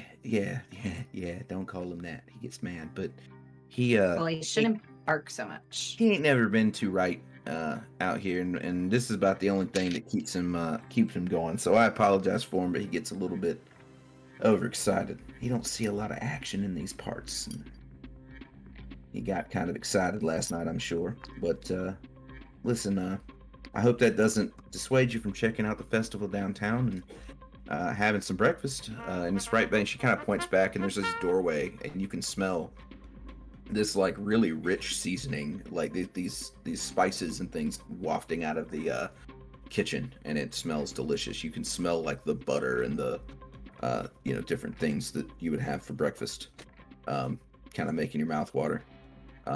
And you do see Simeon kind of sitting at one of the tables in the corner. He's got one of those muffins. He's spreading some butter on it with a knife and everything else. And so if y'all want to enter there, or well, I don't know about you all, but I am hungry, and I figure if we don't eat now, we don't know when we might. So I'm gonna just make my way to that. What is it? A dining room? A cafeteria? Yeah, it's like a dining room with like one of those really like simple kind of buffets. Now there is somebody working at the buffet to actually like give you food. It's more like a cafeteria than it is self-serve. Okay. And the person behind there is an elderly woman, got to be in her 70s, 80s, on up there. You can't really tell, but definitely a senior citizen with she's got a dark black same kind of bonnet on her hair, and she is wearing the same similar, not the same cut of dress as the girl up front, but hers is entirely in black and with white kind of trim. And she is she's serving out dishes. You see a big pot of grits there. You see these really thick sausages that are cooked beside it, and she's kind of like taking the diced up sausage and mixing it in there and serving everybody. You also see a couple fruits. Some that you may have never seen before. One's a Paw-Paw Fruit. It's a local fruit to certain areas in the South, but you never see it in grocery stores because it goes bad so fast. And things like that. There's some strawberries, and so any kind of like strawberries. You've got peaches, apples. I'll build a fruit plate and see if there's any animal products in the corn muffins. As far as like, is it made with butter as the fat base, or is it made with bacon grease? It's made with butter. Okay. Well, I know some Southern cooks like to use bacon grease for everything, and my friend's a vegetarian, so I'd rather not make her sick. While I'm trying to be nice, getting her breakfast while she's on the phone with Clive. Gotcha. And, well, does it matter if we soiled the pan down with bacon grease to cook the muffins in? That's kind of how we get that nice crisp outside. Well,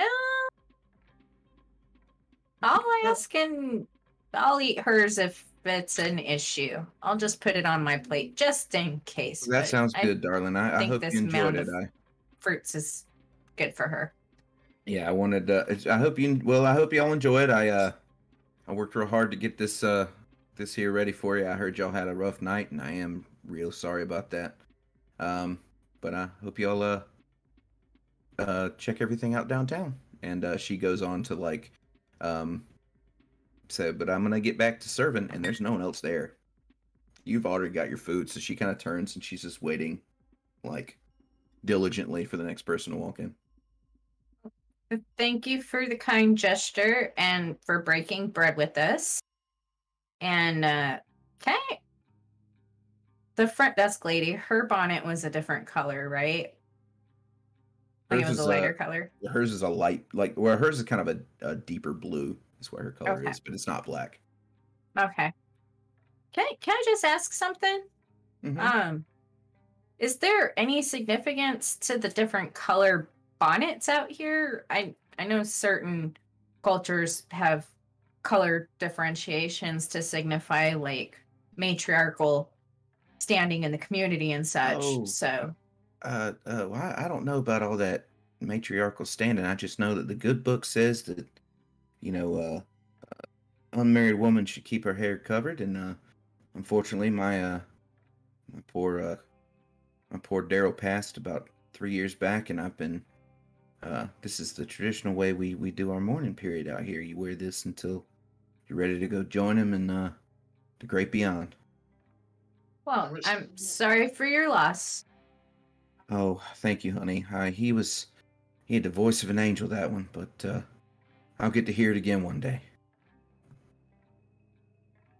Well, you have yourself a good one, and maybe you'll hear it in the choir. It seems like everyone out here has an angelic voice. Oh, that choir. You're gonna go check it out today?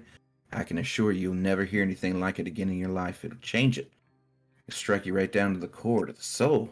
And she gets all like, she gets really like wistful when she's talking about this, and she says, "Oh, I'm sorry, I got to get back to work." And she kind of like looks off. Yes, ma'am. So you said Simeon was his name? Semyon. Simeon. He's somewhere here eating his muffin. He's at the table, like a round wooden table. You know, these basic wooden slat chairs. Yeah, he's over there eating. He's got a couple of corn muffins. He's spreading butter on. He's got like a plate with like butter in it. You know, and Whole plate of butter. No. It's like a serving bowl or dish that like up there on the like kind of thing you saw when you were dished out butter for your thing. She pulled it off of this big thing and put it in a little bowl for you to spread yourself. So that's what she's doing. I'll go set up everything that's there. She also talks about like made fresh in house, corn picked right down the road. You know, fruit is local. You know, everything that you're eating, she is claiming is made right here. And she points to the coffee pot that is brewing as well. I'll go sit over next to Semyon, and I'll go, all right, so what's the deal with this here festival? What are you guys celebrating? Oh, it's Founders Day. It's the most important day out here in Millston. Who's your founder? Founder? Oh, we were founded by Charles Everett Millstone. He's a man that lived out in he lived out in England, and one day he heard the voice of God, and the voice of God, he not only heard it, but he saw it. He saw and heard the voice of God stand before him and tell him to travel to the new world that was being settled, and found this church right down the road, Church of the Crown and Chorus. And he did that in the year 1692, and we've been here ever since. We celebrate Founders Day every single year with a big celebration. Oh, well, ain't that nice? I start hoarding myself on sausages and grits. They're delicious, by the way. Like, the sausages pop perfectly in your mouth. The grits are just like perfectly seasoned and buttered. They go down smooth. Everything that you like, this is, you feel like you were having like a gourmet meal like in front of you. Yeah. Oh, Harry, you should really try this. Stick to my old random fruit, thank you very much. You don't know what you're missing. The fruit is also exceptionally good, juicy and like perfectly ripe. The pawpaws, if you try them, they're very custardy as a texture, but they're sweet and have almost a vanilla custardy taste to them. You try those. So like durian, but without the fecal smell. Yeah, they're not like durian. They're like a real thing that you have all over the South, and like natives used to grow them because they were great food source trees. But you can't like package them to send them to grocery stores because they go bad so quickly. So capitalism got rid of that one. So what they're around is just like if you find it, they're really good. They're unique. It's hard to explain what they taste like because I only had one once, and it's hard to find. So, but they're awesome. I like to rep them all I can. So, but yeah, it's got a very similar consistency to like durian, I guess. It's got a very like soft feel. It's good. They're good. But either way, yeah. And Linsey, are Andy, are you and Harry eating in the diner? Or are you going back? Well, either way, like you bring your muffin back to Linsey, and she explains to you what's going on, and y'all can make a plan of what you want to do the rest of the day. Let's get on going here. We've been eating breakfast for too long. Perfect. I would say I would try to call my aunt as well after I finish that phone call. Would that call go through? You get a, how old is your character? Yeah, you may or may not remember this. I don't remember. You get I'm sorry, like this phone is not allowed to make long distance calls kind of thing. Without so please contact an operator. Okay. All right, guys. Scooby-Doo. We got all of our Scooby snacks in us. Let's crack a cold one and see what there is to see. So I take it we're ditching the kid in the cafeteria. Well, he's driving you into town. It's going to take about 10 minutes to get there from where the motel's sitting on like kind of the off ramp, like down the off ramp a bit, leading into town. And you do know that in town is conceivably where your truck is, but you don't necessarily know where Clive's shop is. You haven't asked. So, like, yeah, the options were like town or go see the back of the motel. So I figure town would be best just because of the car situation. I mean, y'all want to go into town? You sound like you're ready to go to the festival. I mean, you forgot about this missing kid that we all were so rudely awakened at gunpoint for. It's not our kid, so why should we care? Well, you don't care about anything, Harry. It's okay. I personally care about someone that I saw in distress and that I was later blamed for their presence no longer being where it was expected. I'm personally invested, but if you guys, if we want to go festival it up for a little bit in this dry town where we're going to be listening to church music, hunting down a car that isn't going to be fixed anytime soon because Clive has to go out of town to get the part. All right, let's do it. We have to go meet up with him who's going to drive us into town anyway, so we can just take a walk around the long way and then meet him up to go into town.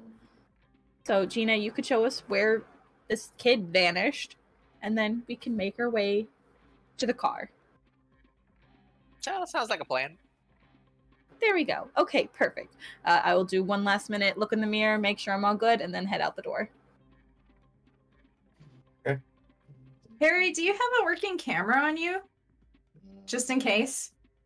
I think you all have them. They're called cell phones. Well, mine's been fritzy ever since we got here. So I didn't even bother charging it. Connect. Yeah. Yeah. Your phones all work fine, but they just don't connect. Just letting you hit. Just in case you want to use flashlight or something, I want to let everybody know they have the access to normal phone function. I'll make a quick trip, grab my backpack with my first aid kit just out of habit, and walk out the door with Linsey. I go back to my room, grab my backpack, which has my laptop, iPad, cell phone, basically my life. Wow. I'm just going to have my designer purse that has makeup. So. Yeah. I've got my backpack, but it's mostly beer, ammo, and my gun. Perfect. Okay. Yep. Solid balance right there. Yes. In the dry county. All right, so I'm not trying to leave it. I'm with you. I also wouldn't. Anyway, so you're making a kind of a trip around the back of the motel to kind of look around. Is what you said. So I want everybody to make a go with an intuition plus vigilance is a spot check. Intuition plus vigilance. If you have nature, if you have survival, I'm a survivor, but I don't have survival. Yeah, it's a different kind of survivor.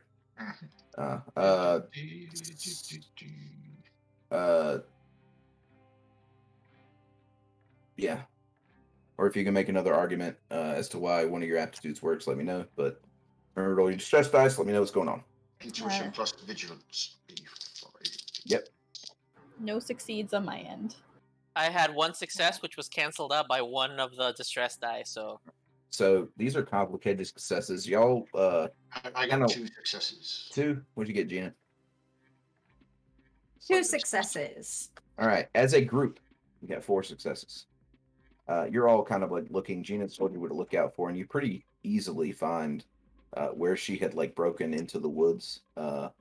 And you kind of walk back there like a little bit and after maybe like a couple of minutes, you see that wrapper of the like snack cake thing like on the ground. But you notice looking at it, it's not like a manufactured snack cake type thing. It looks like it was like wrapped locally, like you'd see in one of those country stores. Yep, like you'd see in like a country stores that sell those little like things like peanut brittle and shit. It's like something like that. It's all wrapped up in that nice brown waxy paper with the little sticker label. Yeah, how you know you're getting the good shit? Yeah, that's what you get. But yeah, that's what you see in front of you. And after a moment, you don't see any kind of like trace of her around there. She seems that she may have slept here for a while. So you can see where like it's like a bed where there's like a mat, like matted down portion with your successes, but you do not know what direction she went after that. You're not able to pick the trail. But no signs of like anyone blood else. or struggle or anything like that. No blood, no struggle, nothing that would make you like freak out, or feel super concerned. It just, at this point, all you know, maybe she's just running away because she's, so who knows? So you're getting kind of back over towards the thing, and Simeon is standing like right by his vehicle, his car. It's like an old Chevrolet Chevelle, just like kind of stripped down, basic kind of vehicle. You hop in with him, and or he invites you all to hop in. It's plenty roomy in this thing, and he turns on the radio, and you hear the same like music, this time in a different language, but again, not one you understand. I believe that is Gina. That's another minute because we're in a new scene. Yeah, you happen to get the lucky one this time.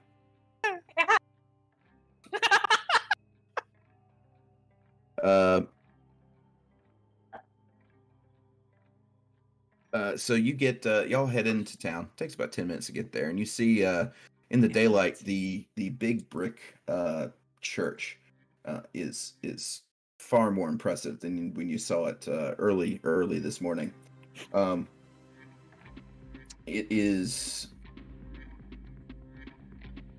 but you come upon like the town festival, and it's centered around a large the large red brick church in the center of town. The sun seems to make the building shine in the light.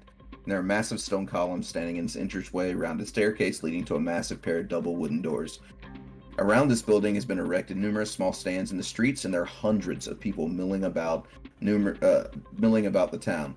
They seem to be playing various games and sampling many different foods, and the general mood seems to be one of great joy and celebration. The people here are all dressing in a similar fashion that you've seen at the hotel, and only a handful of different cuts and colors of clothing are really discernible.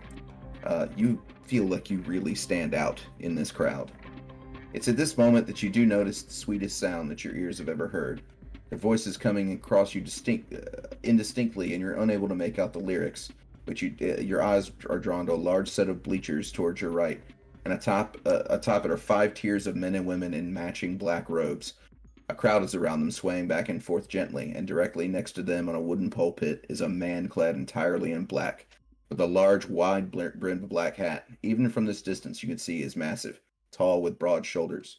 He stands with a large leather-bound book in one arm and is gently swaying back and forth to the music with a smile upon his face. There seems to be like an outdoor amphitheater has been created. So Sim is like parked, and this is where you're kind of getting out and heading towards the festival, and this is where you kind of see what everything is going on. The side of the festival you're on, you're gonna have to walk through all these booths of like different like food vendors and stalls and little like trinket vendors and things of that nature. And all through the place, there are people playing instruments. There are people playing music. They are singing in strange languages, sometimes English, and not one song do you recognize. Though occasionally you hear a tune that you feel like a little familiar about, but you can't quite place it. Oh wow, this like cult-like concert attitude reminds me of like a K-pop concert. I mean, we don't gotta call them a cult. They're just old-timey. I mean, you know, bonnets are a thing, I guess. Linsey will like flip her like long blonde hair and just roll her eyes. And Femian's still standing there, and as you're talking about his community being a cult, but he kind of glances at both of you and he says, well, I'm gonna get on to the festivities. I want to go meet up with my family and everything else. But y'all have a good time. I hope to see you again. And if you need a ride back up to the motel or something, just come find me. I'll probably be I'll be around. Okay, well, whilst the music's playing and people are singing, you said it was in a language I don't understand. Oh, and he kind of like listens. No, I was asking the DM, not. Oh. It is not a language you understand. You do hear English amongst the languages being spoken. Okay, so I'm gonna if you want to figure out what languages these are, everybody can make a roll. I'm gonna take my phone out and I'm gonna get one of my translation apps. Okay. You have an actual like. Yeah. All right. Your translation app is not picking up what is being said on these. They are not, at least with the languages that are near you. What you're getting is something like it's kicking back like words and languages that don't make any sense. Like it's translating from different languages. So you're not sure what exactly is going on. After a few moments of kind of doing this, though, it starts picking up one of the languages, and you realize that one of these, this little kid, in fact, who is, they're having like little cakewalks. They give away muffins. She's standing in this little fiddle, and she's singing this in Latin, this song, and the translation is coming up, talking about like the voice of the chorus of, or the voice of the hosts and things of that nature. The translator is like not great at Latin either, but it is a language that it does know.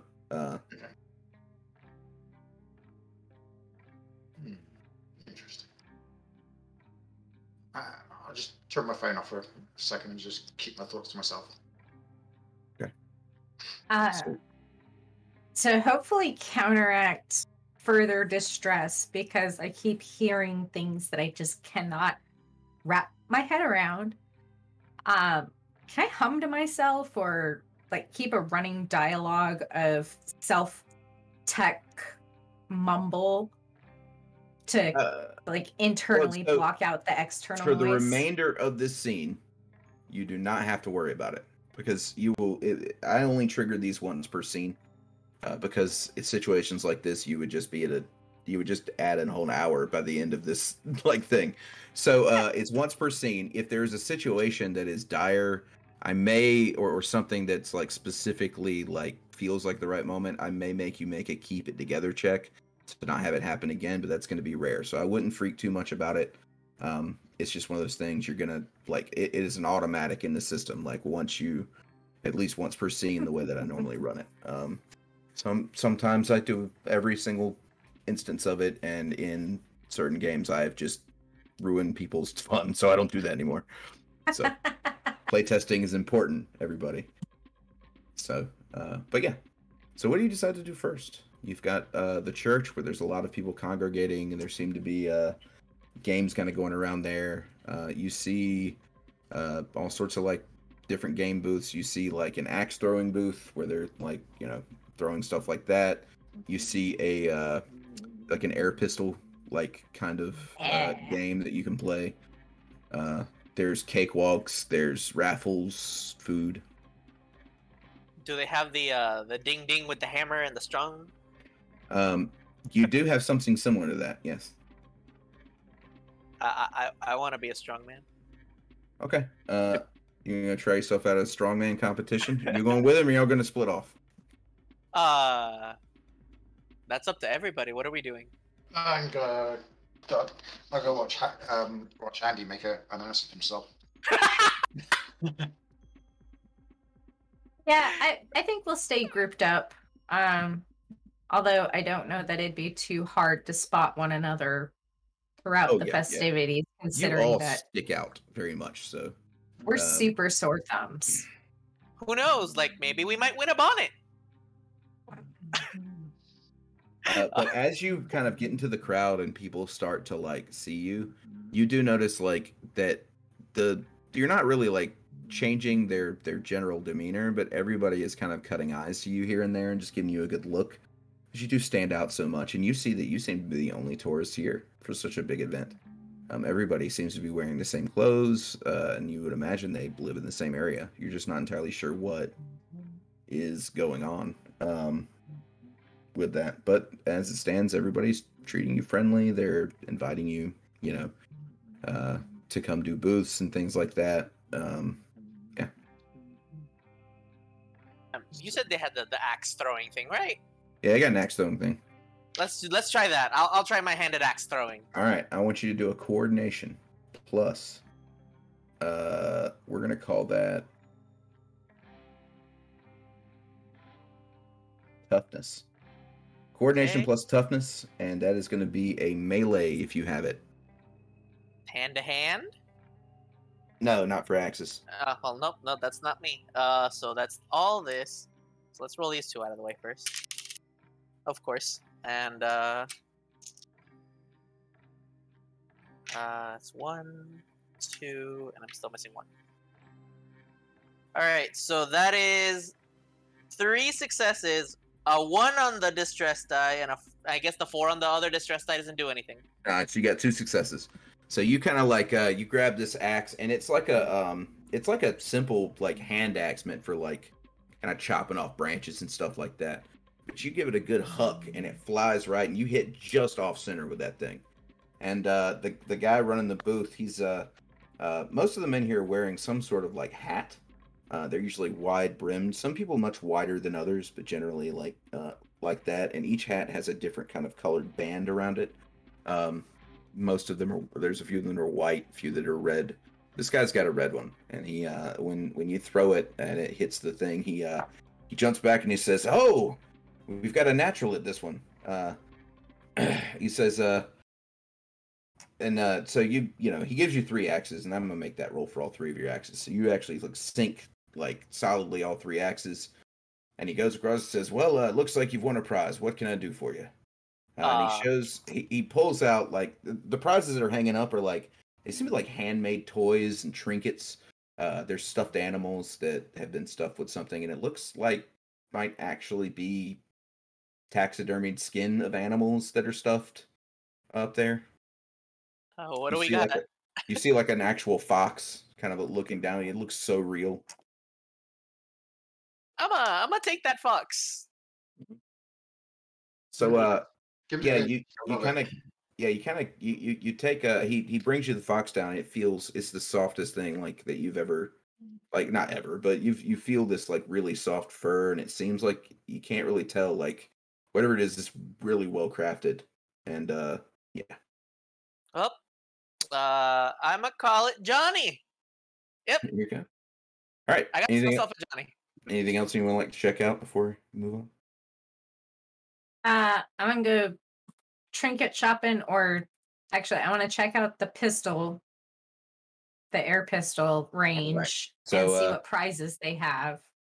So this one is there is a young woman and a young man both running this booth on either side, and you see these like really, really old what you thought was an air pistol is not. This is a 22 that you're looking at. This is an actual 22.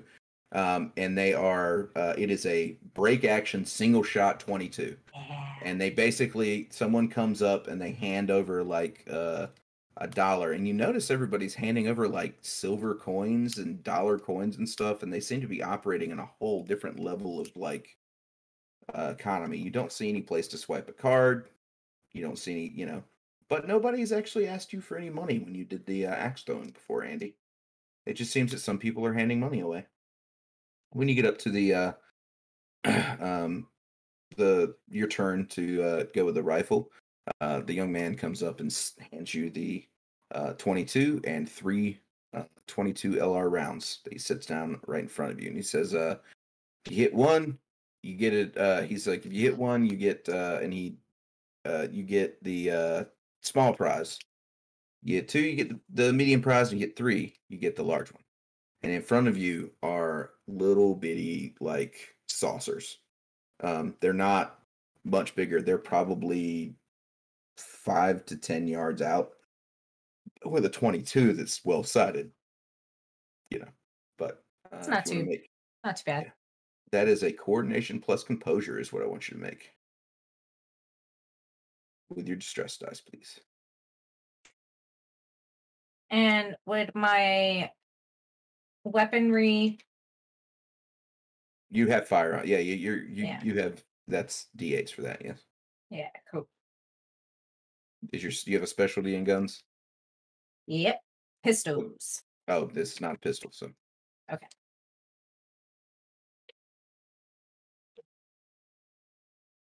Said coordination and composure, right? Yep, coordination, composure.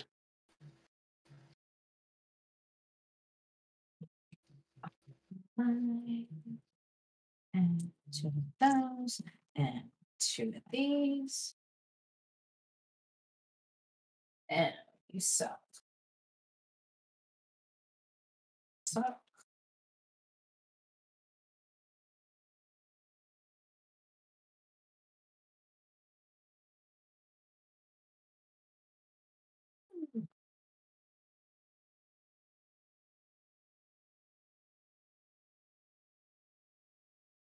And okay, so I got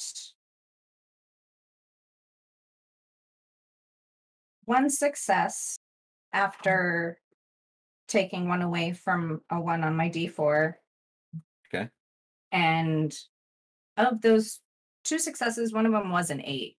So you don't have a specialty for that's rifles, right. though. Yeah. Not for rifles, just for pistols. Pistols or long guns. So all right. So you got one.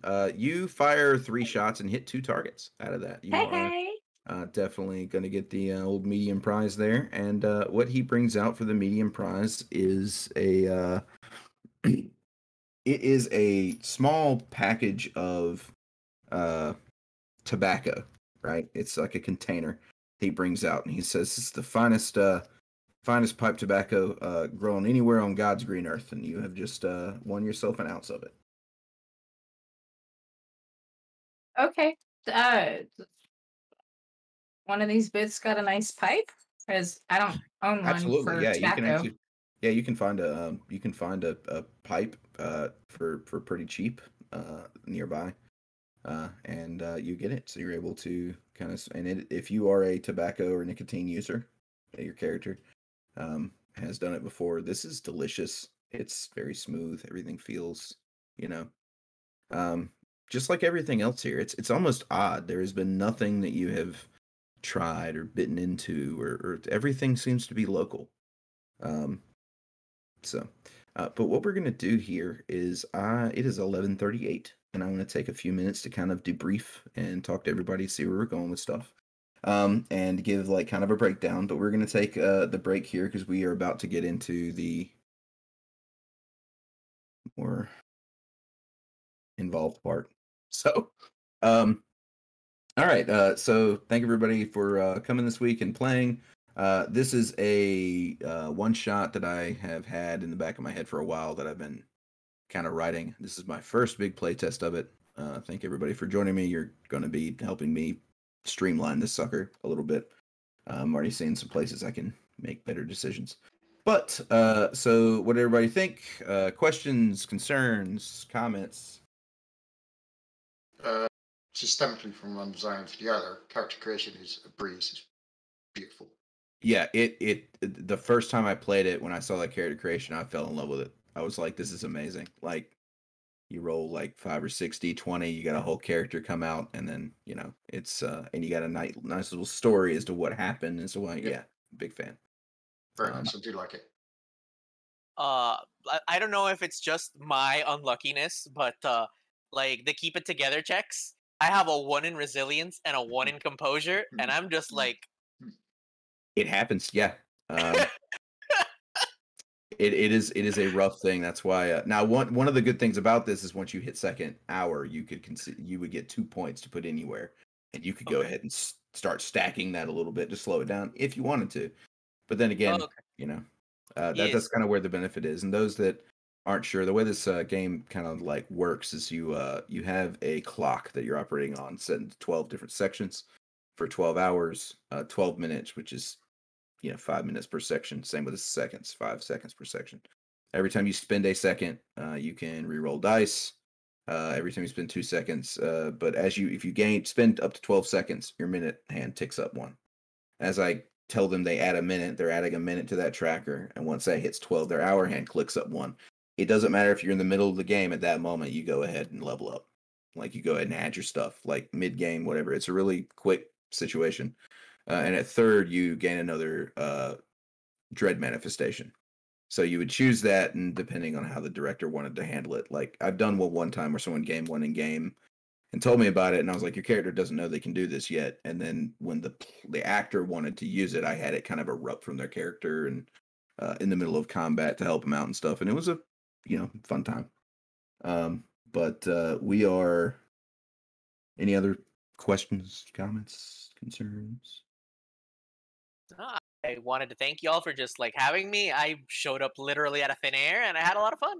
Oh yeah, like I'm super happy. Very nice. Yeah, thank you. Yeah, we're gonna be finishing this one up next week, and then what I'm trying to do is create a rotation of people that want to build games, like actual one shots or little things for this game to run themselves. That's one of the places that I feel we lack the most, is like people outside of our core group running the game. But I think that's a normal sort of thing. I haven't yet heard about anybody with our rule set running something outside of our knowledge, but who knows at this point? It's out there. But we've had a ton of people do that, and I like to see. I think my stepson right now is writing something. I'm gonna try to get him to run on the stream and things like that. So get a rotation, and this channel you'll probably be seeing a bunch of the like test and early stuff for a lot of the supplements we have planned going forward. Awesome. Well, I'll be around. I'd love to be part of this again. I'm not available next week because next week I'm in my first vacation in like a year ever since the whole thing. And oh yeah, I got you. All right, so what we'll do next week is we'll work you kind of out of the session or what have you, and I'll move your character to NPC status and add it to the whole story. But we'll handle that then. And but yeah, thanks everybody for coming. All right, chat. I wanted to use chat. Human shield.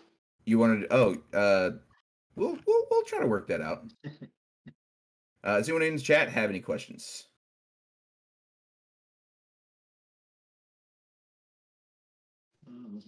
Does not look like it. Chat is quite not questioning right now. It's quite quiet.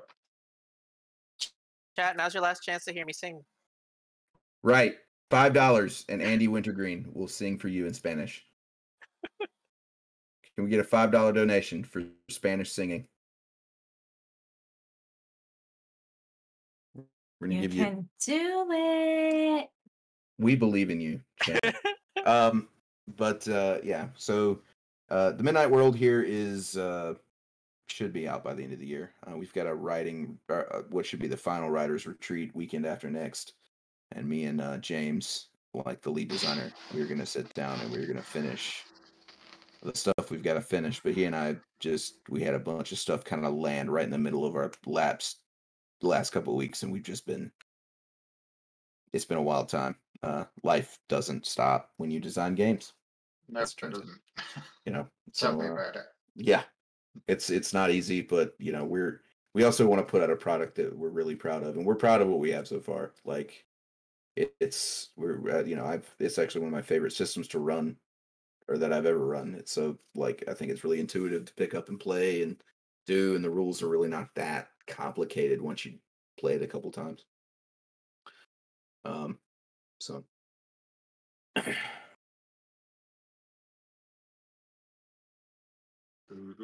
nothing good in chat.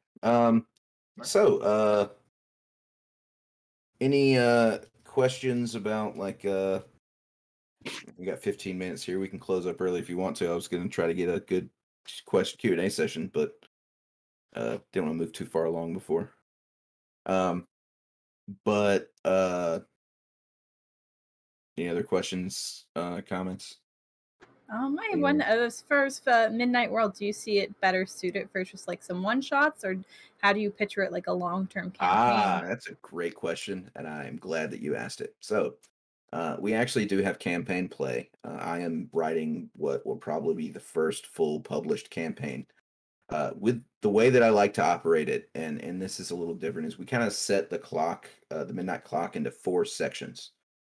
You're trying to tell an overall campaign story starting at hour 1 for everybody, leading you up until hour 12. So you might block off hour 3. Like no one can hit hour 3, period, or you can't get past hour 3, depending on how you want to do it. But so once you get to say 2 hours and 11 minutes, you can't spend minutes anymore. You can't gain distress. You just are stuck at 5 distress dice and just not able to go any further. And then you'll have in campaign play, you would have a moment of almost like an overall story beat or moment that kicks the players up into that higher level of connection with what's going on, and that will allow them to push into the 6th hour. So it's set up in quarters in that way. So you should be looking at the first is your first section is the introduction. Your next 2 sections are your 2 midpoint areas where you're really kind of getting the meat of the story and the figuring out the mystery or whatever you're dealing with. And then the last one will be your ultimate head into who knows. No one, you don't really know what's going to happen when you hit midnight. We do have rules in the thing I've sent you all about what happens. You get to choose. Same as if you were to die, you hit 0 health, you don't die. You get a choice. You can come back with a wound. You can die if you want to, if you feel it's narratively correct for your character, or you can make a deal with Dread, which will basically cause you to make make a pact with a Dread being of some sort, and they'll fully heal you. You'll pop right back up, but there is a cost associated with that. You might have a certain thing that it expects you to do, or it will take this away, and things of that nature. So we may get into that in the next game, depending on who survives. Systemically, I think it certainly leads more towards campaign play, because it'd be really difficult to get even outside of your first hour in a one shot. So there's large sections of the game, certain sections of the game that you're not going to touch upon. So, and again, from a design point of view, it comes across very much like Call of Cthulhu, where it's very open-ended. Obviously, you've got degrees and levels of dread manifestations, etc. Outside of that, it's just play till I've said. You have a narrative reason to die, or make a deal with the Dread and pass beyond the veil, or just get bored and try to play something else. I mean, that's pretty much that's the way we kind of the design thing. And we specifically it's very similar to Call of Cthulhu, but numerous people who have play tested have said that. In the way as soon as I read it, I went, "It's Call of Cthulhu." Not just because it's in the same genre type. But it had the same feel as if you But like I said, from a design point of view, your character creation is much better than Call of Cthulhu. It's much quicker. Yeah. It's very simplified. Yeah, and yeah, we tried to. The biggest thing we wanted to do is get away from the whole like insanity thing of Call of Cthulhu as well, because the idea that you go insane or no longer in control of yourself is not something that we people with neurodivergences believe is how that works. You know, like I've had a panic attack and then still had to go to work. You know what I mean? Like it's not really you got to do what you got to do. But the my favorite part about it is the distress dice, where it kind of like as your character is feeling the stress, it gives you kind of a mechanical kick in the ass, like to either like mitigate that or figure something out because you're in a rough situation. And just making things more difficult as you have to go deeper and deeper into like freaky territory. Which is super fun, and we're seeing that a little bit with old Andy here. I was away trying to deal that thing with the car when everybody named their what was it, their distress no, not the distress, their trauma source. Yeah, trauma trigger. What was it for everyone? Because I really would like to know. Yours was Scent of Blood, which we didn't actually have tonight. Gina's was unable to understand someone speaking. Harry was being unable to speak, in which he's not had that yet. And then Linsey was the smell of rotten meat, like the sickly sweet smell of rotten meat, which we haven't quite gotten to yet either. But Gina lucked out on this one. Yeah, absolutely. Yeah. Someone and there's a lot of sessions that we've run. Like I think I said, I don't know if all of you were in there earlier, but the last game we ran was like you had to be quiet or these things would come after you. And then someone had like not being able to speak is a atrocious one to have at that one. Like Harry would have been having a much different time in that game. So there's some of them that really come at you. And we find that like from a design standpoint, if you're the director designing the game, like you kind of take your players those into account and try to like disperse it in there every now and again. Maybe throw in a few solace triggers if they have some of the more like uncommon ones. But things like that would be kind of how we go about it. Because I like anytime I have done it, I try to write in as many as I can just to make sure that there's something there for everybody here and there. Y'all just didn't get quite to the blood part yet. Ain't that fun? It is fun. But it is 11:51 and I am quite ready to hit the hay if everybody else here is. I am glad that everybody joined us. I had a good time running. And I hope to see you all next week to probably conclude this. Like I said, it's my first run through it, so we'll probably conclude it next week. Sweet, awesome. All right, cool. Yep, great fun. Thanks, everyone. All right, thank you. We'll It was catch you fun. later. Thanks, everyone. Bye-bye. Rating. Bye.